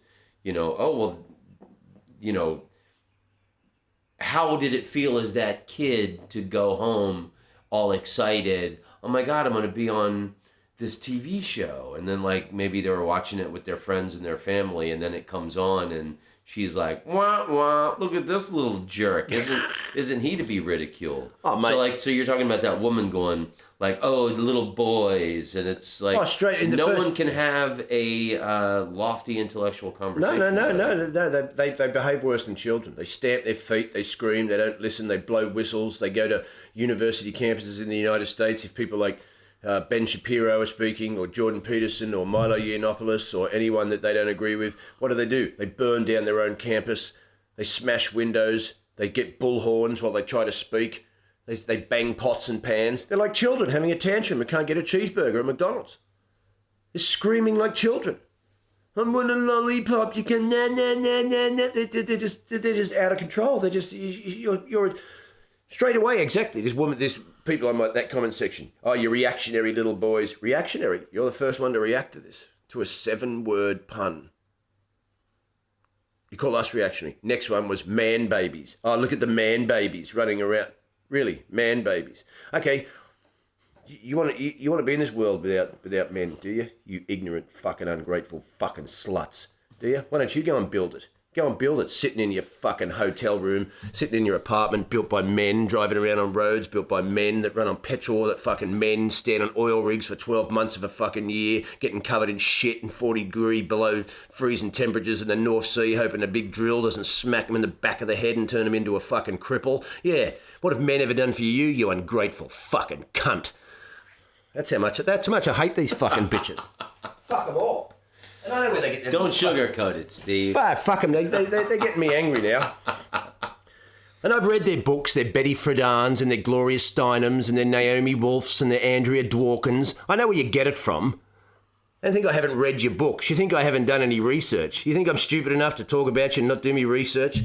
I was reading, and I know the good feminists like Camille Paglia, who I read in the 90s, and your Kristen Hoff Summers. They're against these feminists. See, there's feminists against these feminists. Kristen Hoff Summers is against them. Camille Paglia is against them. But the ones, why don't you go and read your Gloria Steinem books? Who loves her? Oh, Jennifer Aniston. Gloria Steinem's her mentor. Gloria Steinem, wrote books in the 60s promoting abortions. That's what she was running around and cover of Playboy in the 60s, going like this, holding up a pyramid with her fingers going, I've had an abortion. Yeah, she was a Playboy bunny. She didn't do a pictorial, but she worked in the Playboy clubs. Yeah. And she ran around promoting abortions. Why? And your Betty Friedan, she ran around, didn't she, writing the feminine mystique? Making out that women in middle-class white America who are housewives are actually... One of her quotes, if you decide to become a housewife in middle-class America or something, it's just the same as people who walk to their deaths in concentration camps. Wow. You're equating women who are looking after their own families in white suburbia in the 50s in America to the suffering of people in death camps, eh? See, and this is the influence these people have. And if you go in conspiracy theory world, Gloria Steinem worked for the CIA. She infiltrated the black people in America to get black women away from their men, influenced in feminism. Why do you want these feminists away? Because you want to deconstruct the society. You want to create a war. We've got race wars. Let's let Black Lives Matter, get the blacks and the whites fighting still. Let's get the women and the men fighting. And tell you what, while we're at it, we'll get the atheists out there. Let's get them out there to deconstruct your religious thing. Because, whether you like it or not, whether you're an atheist or your culture's based around a religious doctrine, which is Western Jewish Christianity, isn't it? You're not Muslims. But, we've got to protect the Muslims. Really? You want to deconstruct Christianity and bring Islam into the West? That'll work out tops for you feminists, won't it? Oh, but they're a minority. They've got to be protected. Why can't they wear burqas? Well, okay, let them run around in burqas. Well, I know some Muslims who just live down the road and they're nice people. You want to know why they're nice people? Because they haven't got any power. Yeah. Right? Yeah, I remember I told you I was living in Amsterdam when September 11th happened with this... I'll be having lunch with Geert Wilders soon. This actress. Oh, wow. So this Dutch actress, her best friend at the time was this gay Moroccan guy. And I remember when I saw him after September 11th, he said, I know you're American, but I just have to say the Americans deserved it. And I think it was great. And I'm thinking to myself, you're gay. You would be murdered in a strict Islamic society. And you're telling me this is great news? What happened? Yeah, man. Interesting. This podcast, yeah. Well, what I like about you is you always turn your problems and your angst into comedy. Yeah, So- well, we've got to make a joke about it. And at the end of the day, as a comedian, because I'm not a political activist, I'm not an intellectual, I'm not an academic, I'm not a master of the understandings of the complexities of communism or fascism or Marxism, because I'll come back and go, well, Marxism isn't really like this, Steve, it's like this. I'm just a guy who wanted to be an Iron Maiden and then did comedy, right?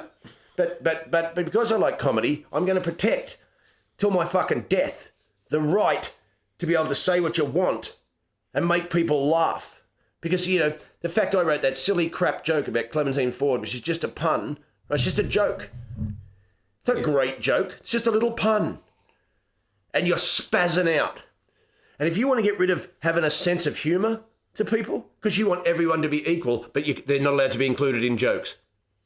We're no longer allowed to laugh. So you can't make jokes about black people or Muslims or cripples or we can't call them cripples anymore, can I? No, they're disabled. Why? But you want them all included, yes, but don't make jokes. Because they've equated all jokes with ridicule. And it's not ridicule. Jokes aren't always ridicule. Jokes are jokes. It's hard to live on the earth. However human beings got to this planet, I think someone said, it's fucking going to be tough down there, right? They're going to cry. I'd give them tears and laughter if I was you. Why? For a relief. You've done gigs all around the world like me. Where do you meet the best people in audiences? Belfast, Croatia. Shitty places. Yeah. People who have seen suffering. Yeah. Right? They're the best laughter. They laugh the hardest. They laugh the hardest. And people in the poorest countries have a better sense of humor. You go to China or Thailand or Indonesia and you walk around and you hear more laughter and joviality. Just in everyday life from people. Why? Because they've seen hardship. Less seriousness. They're not connected to the system. Yeah. You have to laugh in the face of terror. That's what laughter's for, to protect you from going insane, from the hardship that is being a human being on the earth. It's hard. And I don't just mean hard, it's hard for you, is it, Steve, with your white privilege running around and it's hard still psychologically for us. In fact, it's getting harder psychologically in the West than for people in third world countries. There's people in the West now moving to third world countries. Why? Because they don't want to pay $7,000 million a week rent. And they're sick of paying electricity bills and gas bills and tolls, and there's more tolls, and now there's road tax, and now there's hate speech, and now there's this tax, and now there's no smoking tax, and the cigarettes are $50 a packet, and you better have life insurance and health insurance, and we've got to get on the medication, and the water's full of poison and fluoride, and we've got GMO foods, and you better have a bank account, but it's going to go cashless. Yeah, wait till it's cashless when you haven't got any cash. They understand you're all fighting about this bullshit, and they're trapping you into a matrix, a digitalized, cashless, global, centralized fucking matrix. How? Well, by just destroying the West. You've got to destroy the West first. Why? Because if you want a one world government, you've got to get rid of the rich and educated bit. We can deal with the poor bits that we fucked up hundreds of years ago, ages ago. Oh, who fucked it up, Steve? I thought you said before, it wasn't just white people that ran around the world. It's not just white people that run around the world. They've got friends. These people aren't. See, the people in charge of the world, that's what a lot of people go, you conspiracy theorists. What, you don't think that there's people in positions of power that you don't know about that are up to shit. See, it's easy to know that's happening. Why? Because it's always been happening. Through time immemorial. Which bit don't you fucking get? There's people in power that want to dominate shit. This is part of human... That happens in families. Yeah. Yeah, right. I know it well. Yeah. So don't think it doesn't happen on a global scale. Everything in the universe is a mirror of everything else. It's a macrocosm and a microcosm. It's happening. Of course it's fucking happening. But they don't want to listen. Oh, who runs all the banks? Well, the Rothschilds. Who are they? Well, they're Jewish. Do Jews run the world? No, banks run the world. Do Jews run it? No. But didn't you say the most powerful family in the world is Jewish? Yeah, but you can't say they run it. But didn't you say they are? Yeah, but shut up. See, and it's all connected to, and it's not just them, is it? It's banking systems. It's big corporations. It's governments. It's centralised banks. It's pharmaceutical industries. It's fucking education. It's military industrial complexes. It's shadow governments, CIAs, FBIs, National Security Associations, all these things. They're all fucking, there's power things going all around the world. And see, some of these people have got 100-year plans. Just because you don't know what you're doing next Sunday, right, doesn't mean that there isn't people in the world that have 100-year plans. Now, do these 100-year plans always pan out the way they wanted? No, but they adjust. Because that's what you do whenever you've got a plan and it doesn't quite go to fucking plan. When I first went to Europe to do comedy, I wanted to go to England. I got there, I had 2 phone numbers, didn't really work. To get an open spot would take 3 months because there were so many comedians, but I knew some guys in Ireland, so I went to Ireland. I went, well, it's best I stay in Ireland for a year. I can live with me mates from Primordial in Dublin. There's some gigs walkable down the street. I can just ring up, they can come down to Kilkenny, come up to Galway, right? This is easier. I can operate here. So I had a plan, but I adjusted it when I got over there and realised my initial plan was not working. So I went, right, well, now I'll go over here.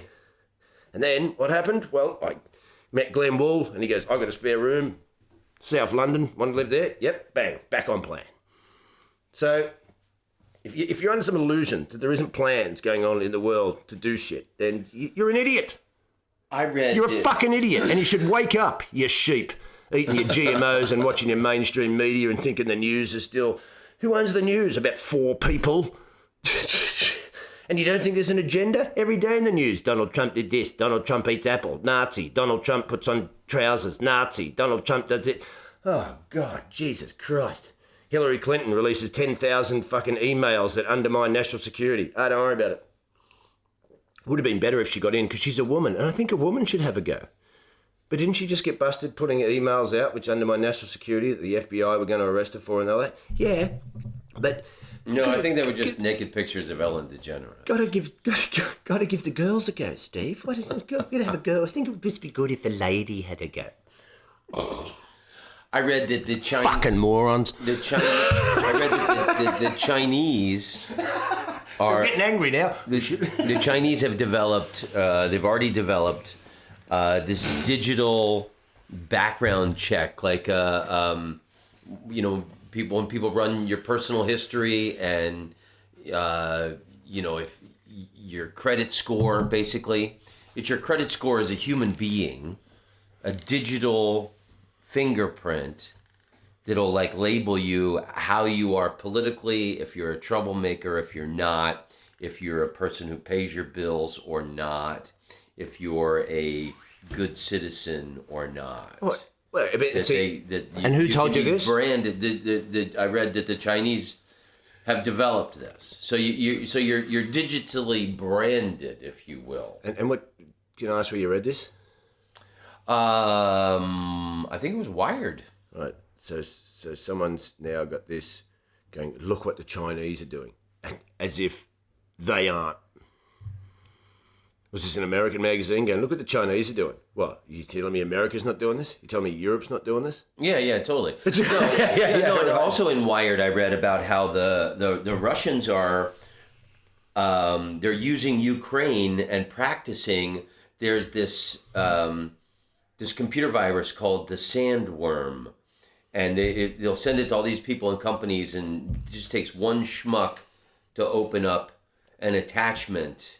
And all these masking ways of trying to make something look like an in-house email from a coworker or from whoever, the gym down the street, 50% discount, whatever. And this virus gets into the computer system, and it's called a sandworm because it'll sit it'll get into the system, but they won't do anything until like a year later. And they did it with like the Ukrainian electric company with their voting, some kind of shit, so that they've been practicing on Ukraine that they're going to do it. They're a laboratory. It's what Australia's like. Australia's like a laboratory for the New World Order. Some backward country that's out of the way where all the white people have never had any oppression, so that they'll just act like Pavlovian dogs. These are my little theories anyway, folks. Yeah. I can't prove them. Do your conspiracy theories bring you happiness in a way? Getting into that shit? Yeah, because because I think we're living in a very interesting time where we're under what I would call a silent weapon for quiet wars, which is not a name I made up, where I think we're getting attacked on multi-dimensional levels all at once in different ways, which is so confusing and complex that it's difficult to keep up. And I'd rather know than just be an ignorant sheep running around, staring at my iPhone, drinking Starbucks, thinking everything's going fantastic. Because either way, if this shit comes down, you're in trouble. As a guy I read years ago, when people used to go, well, I don't even believe in this stuff. Because he used to talk about, there's different power groups in the world that have ideas about biblical prophecies, Armageddon, stuff like this, stuff that's put in religious texts. And people would go, yeah, but I don't even believe in that. And you go, well, that's very well and fine. You don't have to believe in it. But I'm just telling you, there's people in the world with far much more money and tons of power that do believe in it. And if they put their power and their money into their beliefs, your lives will be affected. So you don't have to believe in it. Yeah. But there's people who do believe in it, who have got much more access to try and pull it off than you've ever fucking dreamed of. So run around like an ignorant cunt. See if I care. Watch Game of Thrones every day and drink Starbucks and feed your kids McDonald's. Winter is coming. You know, I love people that go, do you trust the government? Nah. Do you think they should mandatorily vaccinate your kids? Oh, of course. Of course. So you trust the same people that start illegal wars, are involved in illegal banking systems, run around, different countries dropping white phosphorus, depleted uranium, testing weapons on countries that didn't attack them, these same government bodies. You trust those people to get up to this kind of psychopathic, genocidal behaviour. You trust them to inject your kids with vaccines. Yeah. Of course. We haven't had polio in a while. Oh, okay. Well, just stick it in your kids then. Stick it in. I mean, you trust them. Because you can tell they're trustworthy people. You can tell by their actions. What did Rush Limbaugh think was the right answer? I don't know. I hated Rush Limbaugh my whole life. I read his book in the 90s. I didn't like him at all. Who is this lunatic? I've been a lefty my whole life. Yep. Rush Limbaugh, he's a lunatic when I read him. I don't know. But I was quite ahead of my time. No one in Australia heard of Rush Limbaugh or Camille Paglia. I was reading Rush Limbaugh and Camille Paglia. Now I'm on Rush Limbaugh and Camille Paglia's side. Are you? Nah, not Rush, not totally. Well, it's like... You're going to be the right-wing comedian now? No, but as I've gotten older... You're going to start doing state fairs in the United States? As I've gotten older, I realise that, what are you picking... Classic conventions. What are you picking sides for completely? You can get information that you agree with from people who other parts of what they think you don't agree with. Yeah, I don't fully believe, it's completely possible, I don't fully agree with anybody. I could sit around with all night and find out Rush Limbaugh is actually a maniac, lunatic, white supremacist, but his views on political correctness I agree with. Yeah. Now, am I going to go, well, I can't agree with anything he says? Well, I agree with him on that, but he is a white supremacist lunatic. So, I don't want to hang out. Yeah. But I agree with him when he says that. Yeah, right. So it's the same as there's certain things. Of course you do. Well, I'm a lefty. I believe in transgender rights. I don't think they should have... I don't think they should be able to go whichever bathroom they choose. No. I think if you have a dick, you go to the men's room. If you don't have a dick, you go to the other one. That's it. There's no more discussion. Well, but I do think they have the right, and I don't think that... Okay, let's have a little... And I know this is quite I'm not perfect at speaking about this, and perhaps gets a little confusing to the listener, but let's have a little breakdown of some feminist ideologies in this sense. They seem to be throwing around that the idea of biological determinism doesn't exist. So that men and women are not different, they're exactly the same. As biological determinism is not what's happening. It's all a social construct. So that boys play with trucks and wear blue because society made them, and girls play with dolls and wear pink because society made them. So that's a social construct. The society is pushing the sexes into specific roles. Now, that, I think, could be true to a degree sometimes, which wouldn't just be any kind of oppression, but sometimes would help the species move along. But if you take out the idea that there is absolutely no biological determinism, that men and women are exactly the same, right? So which has got to be bullshit. It's obviously bullshit. Why? You can tell, but when you look at the bodies and the behaviour, right? So if men and women are exactly the same, but there's never any reason for men to hit women, why is that? Why is there never any reason for men to hit women? Oh, because you're stronger and more aggressive. But you just said that biological determinism doesn't exist. You said we're exactly the same. I saw my dad hit my mom. I think it's wrong. No, but you're saying that biological determinism doesn't exist. We're completely equal. If we're completely equal, that our strengths are exactly the same on all levels and everything is a social construct, then I should be able to punch the fuck out of women. If so be it. Not for no reason, but if they want to hassle me, like a bloke, blokes know if you go up and hassle other blokes, you get a fucking pound in the head. But you're telling me, feminists, that there is no difference. Biological determinism is a myth, but there's no reason to hit you. Why? Because you're stronger and more aggressive. Hang on, you just said it doesn't exist. How can we be stronger and more aggressive if biological determinism is a myth? So there's your argument fucked up right there. But they'd just scream oppression or call me a misogynist. That's the thing. As soon as you brought just a logical fact up like that, they go, you're a misogynist. There's never any reason to hit a woman, but it's all right to punch a Nazi. Well, what if that woman's a Nazi? Then it must be okay. Can I punch her? Well, no, there's no reason to punch a woman. But you just said it's okay to punch a Nazi. Women can be Nazis. Surely that's a reason.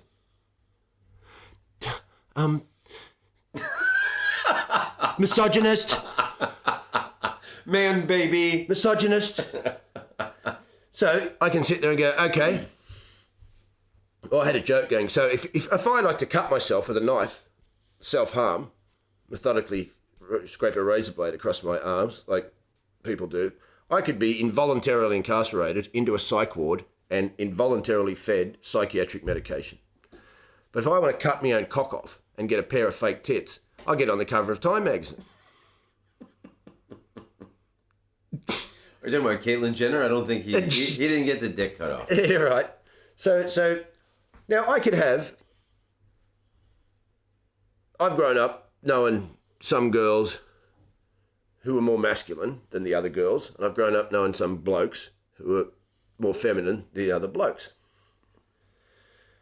So I could understand. So biologically, you go like this. So perhaps in an objective biology, if you're grown in a woman's body with a vagina and breasts, wide hips, facial features of a woman, you're a woman, biologically, in objective truth. But in the interior world, through the hormones and that, perhaps you're getting less estrogen and stuff and more testosterone than the majority of the other women. So therefore, you're now in an objective biological truth being the woman's body, but you're having more feelings of being or you're getting more testosterone in that, right? So you're starting to feel more manly, but in a woman's body. So therefore, you could have this feeling that you don't quite belong in this body. Now, that could happen for a guy too, perhaps. He's got a bloke body, but he's getting not as much testosterone as other blokes and more perhaps the women hormones that are in there. And so he feels more feminine inside a guy's body. Now, some of us, we just had that growing up. Some were tomboys, some chicks, some guys weren't as good at sport and all that. Then you may get an extreme case. So say I'm a guy, but I'm getting a real different amount of female hormones inside me compared to the male hormones. So now I'm really feeling like a chick inside a guy's body, like really. So surely what's that doing then is that's affecting the psychology. because the hormones affect the psychology. So that could be quite detrimental, and I had empathy for that, because that could be very difficult to deal with, being in a physical male body, but really having the psychology of a female. And if those extremities were really extreme, which would be an anomaly, which it is, because most people aren't like that, which we've proven throughout history, across all races. So these are a tiny minority. Now, I would gladly have empathy for you, but you're running around and saying, no, the biology doesn't exist. It's just a social construct. But no. Surely, if the psychology is going fucking wacky and you're feeling like a chick in a man's body, right? The hormonally, then the psychology is being affected. So you do have a psychological issue. Not that you're insane. Right. Or a fucking lunatic, right? But you have a psychological issue, what? To do with the anomaly that's happening within your biology. So, okay, but now you're running around instead of going, well, these people have to be given rights. But there is no biological determinism, remember? It's all just a social construct. So they're undermining their own reality as they're promoting their ideas to try and get their rights. So it's complete lunacy. It's contradiction, hypocrisy. It goes in, it goes out, goes nowhere, it goes this way. And also, we'll throw on sort of our postmodernist lefty thinking about no objective truth. Everything's just a subjective world, so I can just define myself as I see fit. Oh yeah, the truth no longer exists. And you've got to respect it. So I'm unicorn man. So we've had a complete disintegration of society as we know it. To a degree. I was just thinking of that. You told me that. I mean, they sit there and they go, "Oh, women have always suffered under the rule of men." Really, men are expendable compared to women, and societies have always known that, right? And why? Because it only takes one guy to impregnate 20 chicks. Right. So why can men be expendable? Because if you want your society, your culture to keep procreating, progressing forward, you could actually lose a large percentage of the men over losing a large percentage of the women. So why? Well, let's give men naturally go into more dangerous positions. Why? Because biological determinism is a reality. But also on top of that, sometimes they go, well, it's easy to get rid of men. Why? Because if all the women die, we're fucked. Yeah. If you had a tribe with 20 men and 20 women, you could lose 15 of those men and eventually come back. If you had that and you lost most of the women, and all you've got left is 19 men and one chick, you're in serious shit. Yeah. So which side do you think? Well, one of my favorite Kurt Vonnegut book is Galapagos, and they just had one guy repopulate. There was only one man left that could repopulate. So many women. It's exactly the story that you're telling. Well, we were talking about this last night, and it's like, my mate was telling me he read this book too, with this tribe that used to do. There was these tribes that used to have wars with each other, and their plan, when they wanted to wipe out another tribe, was to go in there, kill all the women, and enslave the men. Wow. Because why? Because we want to get rid of them. So what do? Well, you kill the women. Yeah, the baby makers. Yeah, you kill the baby makers, then get the blokes, work them to death, so we'll get some work out of them, and they won't be able to reproduce. Tops. Genocide. Got rid of them. Easy. That's why societies protect women over men. Because you need them to keep going. But now they're running around going, oh, we've just been undermined and that, and all the men have done it. Really? Okay, well, you go and sit on that oil rig with your feminist friends and drill into the centre of the earth. And next time you need a new skyscraper, get your toolboxes and your glow-in-the-dark jackets and get out there at 4 a.m. in the morning and start hammering away. And it's not like I'd do it, because I'm not one of those alpha blokes. I don't want to do it. Yeah. I've never owned a screwdriver in my life. I can't put up a shelf. I used to have a joke. If I get married, I'm going to have to marry a couple. So there's some guy around the house to fix shit. The thing popped into my head a minute ago when you were talking about. You told me that your buddies used to call you Bondi. Yeah, far from Manly. Because you're far from Manly. Yeah, which are the names of two beaches in Australia, Bondi and Manly. Yeah. And they're far from each other. Yeah. So, how much are you going to get back into touring the world? Yeah, because you've just been performing in Australia for the last 5 years. I wonder how many people we've just offended. It's you're a unicorn man. So do we edit this? Do we edit it? No, this is all going straight out. Straight out like this. Straight out. Really? No, that's the beauty of Steve Hughes. Well, I've realised. See, here's another thing. I've got to unabridged. I'm going to take responsibility because also some of my own anger and my own ways of dealing with stuff is my shit. Not going to deal with my shit. So I'm taking some time out to deal with me shit. And I mean me inner shit. Face me demons, like they say. Look at your own shit. So that's I want to get back and touring the world, but when I was after I had a breakdown, I also had a car accident, which has given me some physical injuries, which have left me fucking really pissed off. Not just pissed off, I can't really function the way I want. I can't do all the weights and swimming that I used to be able to do. And so I guess I've got to go and deal with my own shit. So I'm thinking about going hiding in the jungle for a while. In Australia? No. Asia. Oh, nice. I've got a mate who he's got some villas and secret huts in the middle of nowhere. Where, Thailand? You're not allowed to tell me. It's some secret unicorn hangout. Secret unicorns. There's unicorns. We have no women. No women. Just falls. It's just unicorns and me. You guys grow beards and chop wood. We grow beards, chop wood, spray glitter out of our asses at night. Scream really loud. Oh yeah, because I'd like to get out of the Wi-Fi soup for a while too. Just get rid of the phone, no internet. Sit in rivers, sit around fire. Yeah. Just stare in the inside of me soul. Look at all the ugly bits. Because I'm not perfect. Who's fucking perfect? That's why I make my anger into jokes. So at least we can have some fun.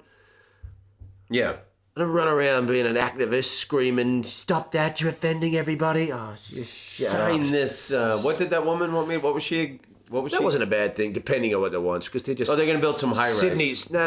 They're trying to build a toll road or something. Yeah, and just Sydney's getting overcrowded, and it's not exactly structurally perfect to have this many people. It's like Dublin.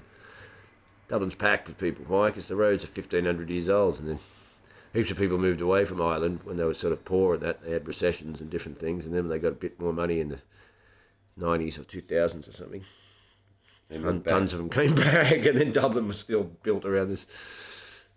Things progress, things, if you call it progression or whatever, but of course, things get sacrificed and ruined. They may be putting some sort of tunnel or something and bringing large swathes of traffic through what is ostensibly King Street in Newtown now, which is kind of cool and hip. Did you like it? Oh my God, I spent the past 2 weeks in Newtown staying here on King Street. I've loved it. So a woman approaches with a clipboard and she said, obviously looking for signatures. And before she could speak, I said, whatever it is, I'm against it. I'll sign it. I just put Tom Rhodes, Los Angeles. I'm against it. So I'm glad you're more cheerful. And do I am more cheerful? I don't sound it because sometimes when I talk about this because anybody who doesn't know you who listen to this might think, oh, well, this guy's gloomy, but actually no, I'm not gloomy at all. But these people are wrecking our society. They're wrecking it. They don't want fun anymore. Yeah, fun is fun. Jokes are jokes. You can take the piss. It's like the other day when I read the thing about Clementine Ford, some girls going, I used to like you in your comedy. I even met you once, which was a great thing for me. And now you didn't make jokes about this and about different genders and stuff. Why do you all attack these soft targets? Who's next? Aboriginals or LGBTQ people or women? Or do you just attack women? Why are women soft targets? I thought you said you were strong, independent women. Isn't that your promotion of feminism? You're strong and independent women. There's no difference between men and women. The biological determinism is a myth, right? You can play the same. But we can't take a joke. But I thought you were strong and independent. But we draw the line at puns. But we draw the line at puns and comedy, and we're soft targets. I thought you said you weren't soft. I thought you said there was men and women are the same. How can you be soft if you're a strong, independent woman? I love strong, independent women with credit card debt. So independent, aren't you? Anyone that's in debt is not independent. Thank God I'm not in debt. Yeah, either way. What joke have you written lately that you're the most proud of? What's it called? Yeah. All women are cunts. No. Oh, that was a joke. Whatever. The introduction to my feminist material is quite funny. I guess I was talking to this spastic about political correctness the other day, right? And he wasn't into it. He didn't agree with it at all. At least that's what I thought he said. I couldn't hear him over the feminists. But I usually they don't laugh by the punchline because they all get triggered by the word spastic. So, what's the best laugh you've had lately? Best laugh. See, I don't want to give it. Well, I do this joke.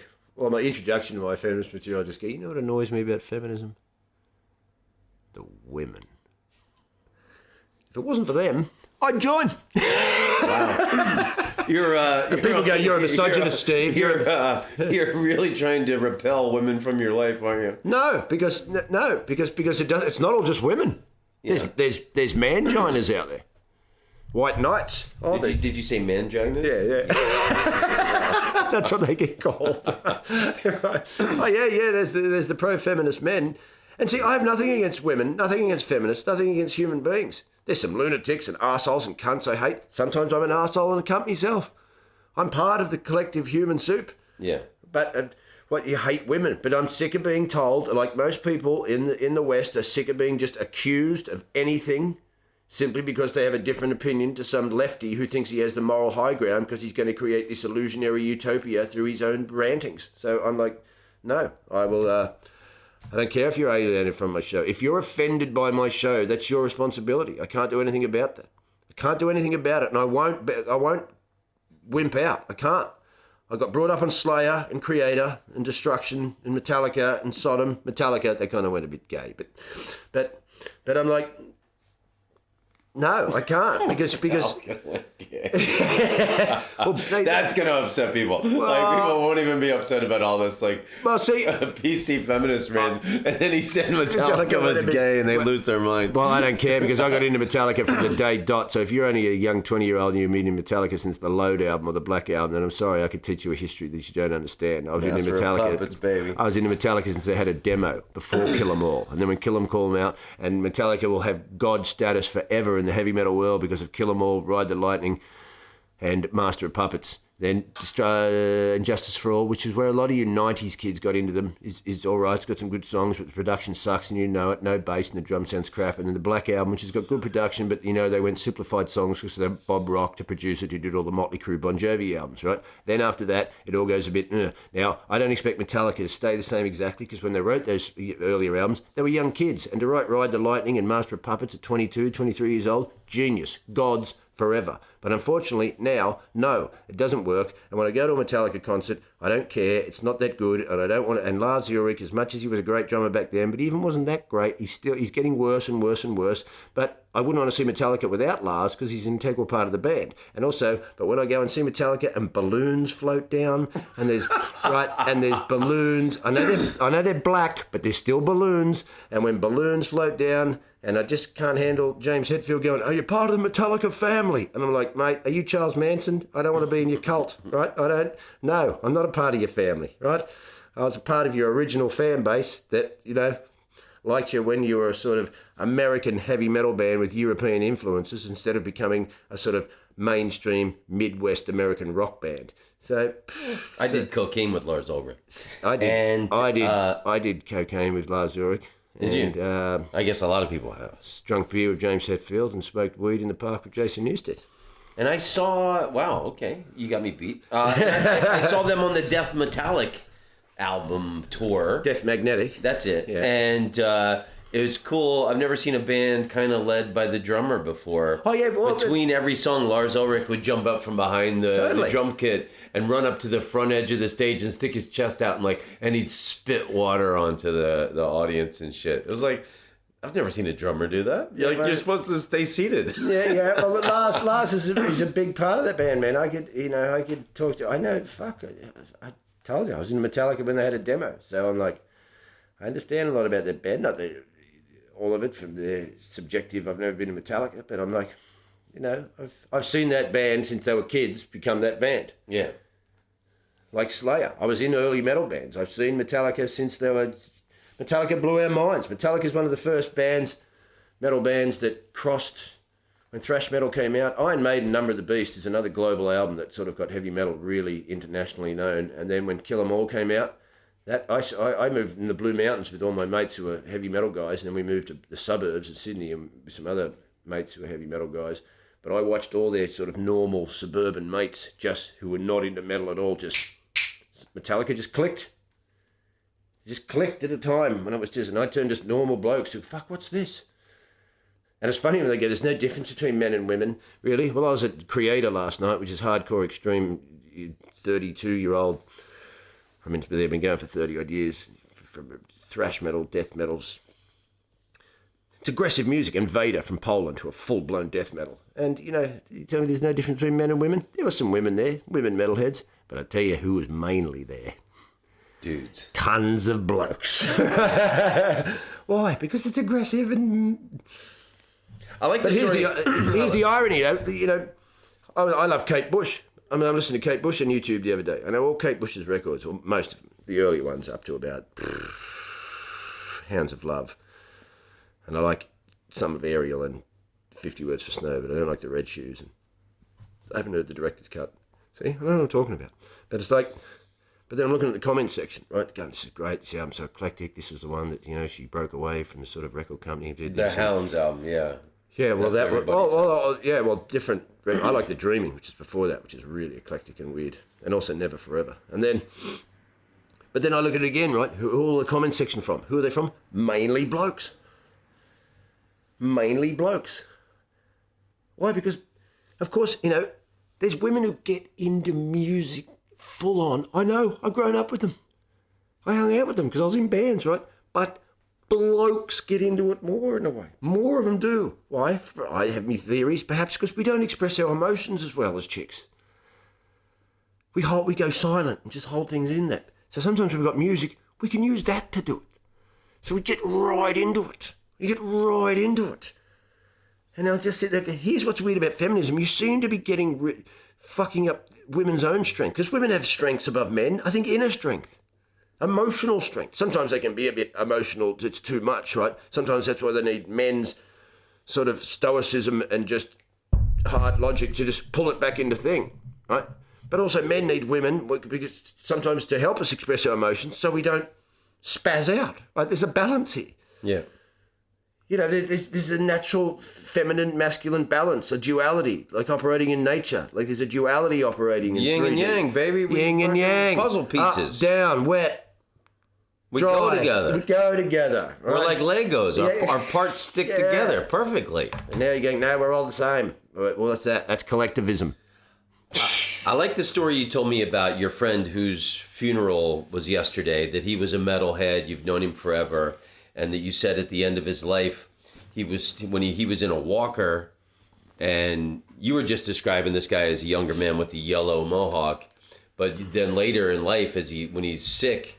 No, that wasn't the guy with the yellow mohawk. Oh, okay. I thought it was the same guy. That was another. Okay, so you're telling me this metalhead guy, even when he was sick, he would take his walker to the metal gig and go to the front, and he's making the devil horns with his fingers. Standing up. That's a great image. Yeah. Some guy who's getting old and sick, and he's still rocking.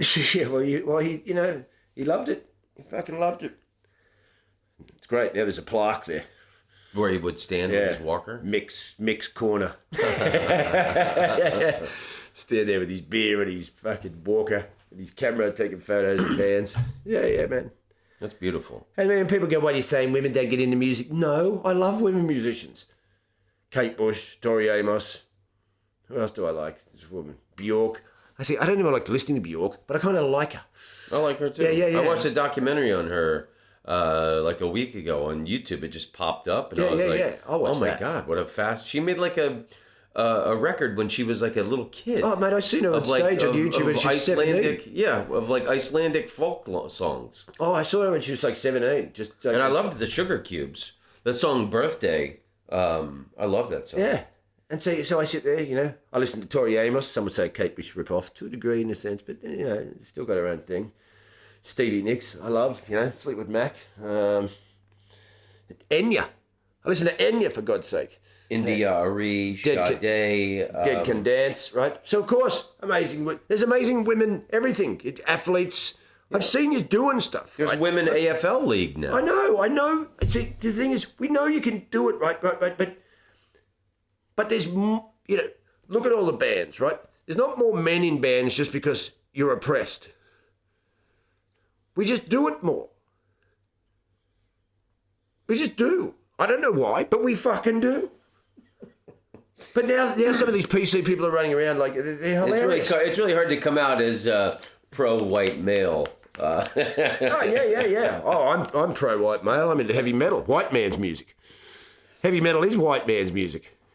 There's black people that love it. There's Asian people that love it. But you know what? It's white man's music. There's black music in there. Why can't there be white music? There is. Screaming, angry, heavy metal. How do you feel about Billy Thorpe? Billy Thorpe?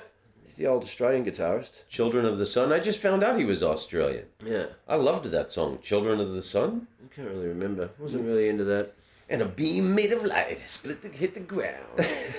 Everybody felt the sound of their heartbeats. Every man, every woman, every child. You ever heard the song about an alien invasion? We should have, we should have talked about music. This would have been okay, we'll do another one later. This should have been a more lighthearted. Okay, man, so listen, in closing, I love you to death, Steve. I'm so glad that you're mentally healthy, that you're above ground, and that you're doing stand-up again, because you're one of my favorite comedians to watch, as well as being a friend, Thank you, brother. It's good to be alive, and it's good to be mentally healthy. And, no more booze and drugs. I've had my share. I had mine. Yeah, I've had mine. See, that's the thing. I don't claim to be perfect. I've got my own shit. I just realise, deal with it. If there's any young people out there and you're getting indoctrinated with this PC shit and they want you to take Ritalin and psych drugs, just say, fuck off. Don't. A psychiatrist friend of mine said, a guy that I knew in Amsterdam years ago said, if more of my clients went into nature, I would have no clients. Oh, mate. So that's what... go into nature, go swimming, eat broccoli. Yeah, so in closing, is there any words of wisdom or advice that you have for the people of the earth? Yeah, deal with your own shit. Try Eat broccoli. It out. Be empathetic. I know there's suffering in the world. We can't fix it all.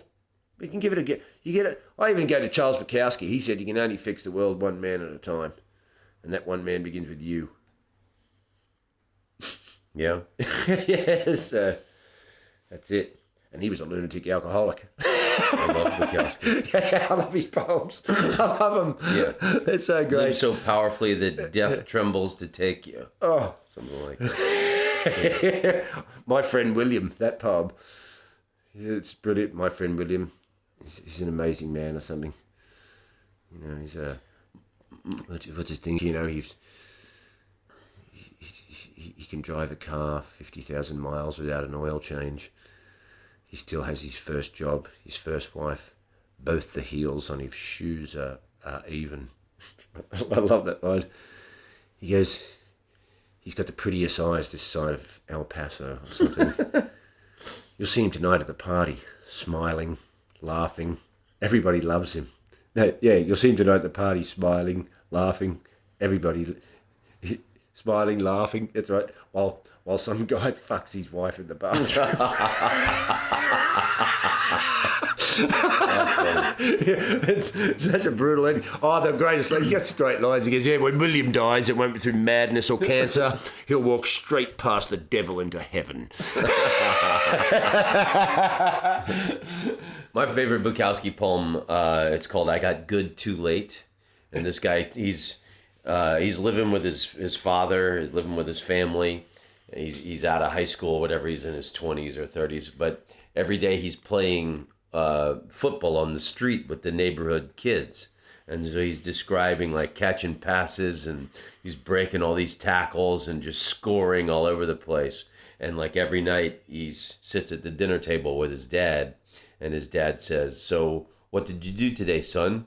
Did you go out and look for a job today?" And then he just the last line of the poem is, "He just didn't know who he was sitting at the table with." Because the dad didn't know what a hero he had been playing football. It's a loser's twist. Yeah, totally.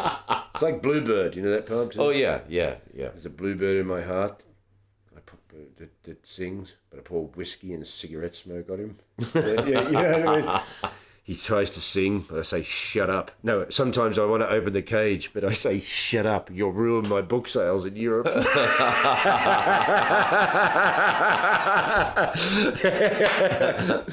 That's about, That's beautiful. not owning his own shit, but knowing it's there. Knowing it's fucking, yeah. All right, Steve Hughes, I love you, man. I love you too, brother. Long may you run, brother. And I love people in the world, so if you're out there triggered, just don't be triggered. It's your responsibility. And keep. I love you, ladies. I love you, feminists. Except you mad Nazi ones, you can all get fucked. All right. And keep an eye on Steve's Facebook for the Unicorn Festival happening in Thailand later this year. Yeah. All right. Hey, Bill Burr.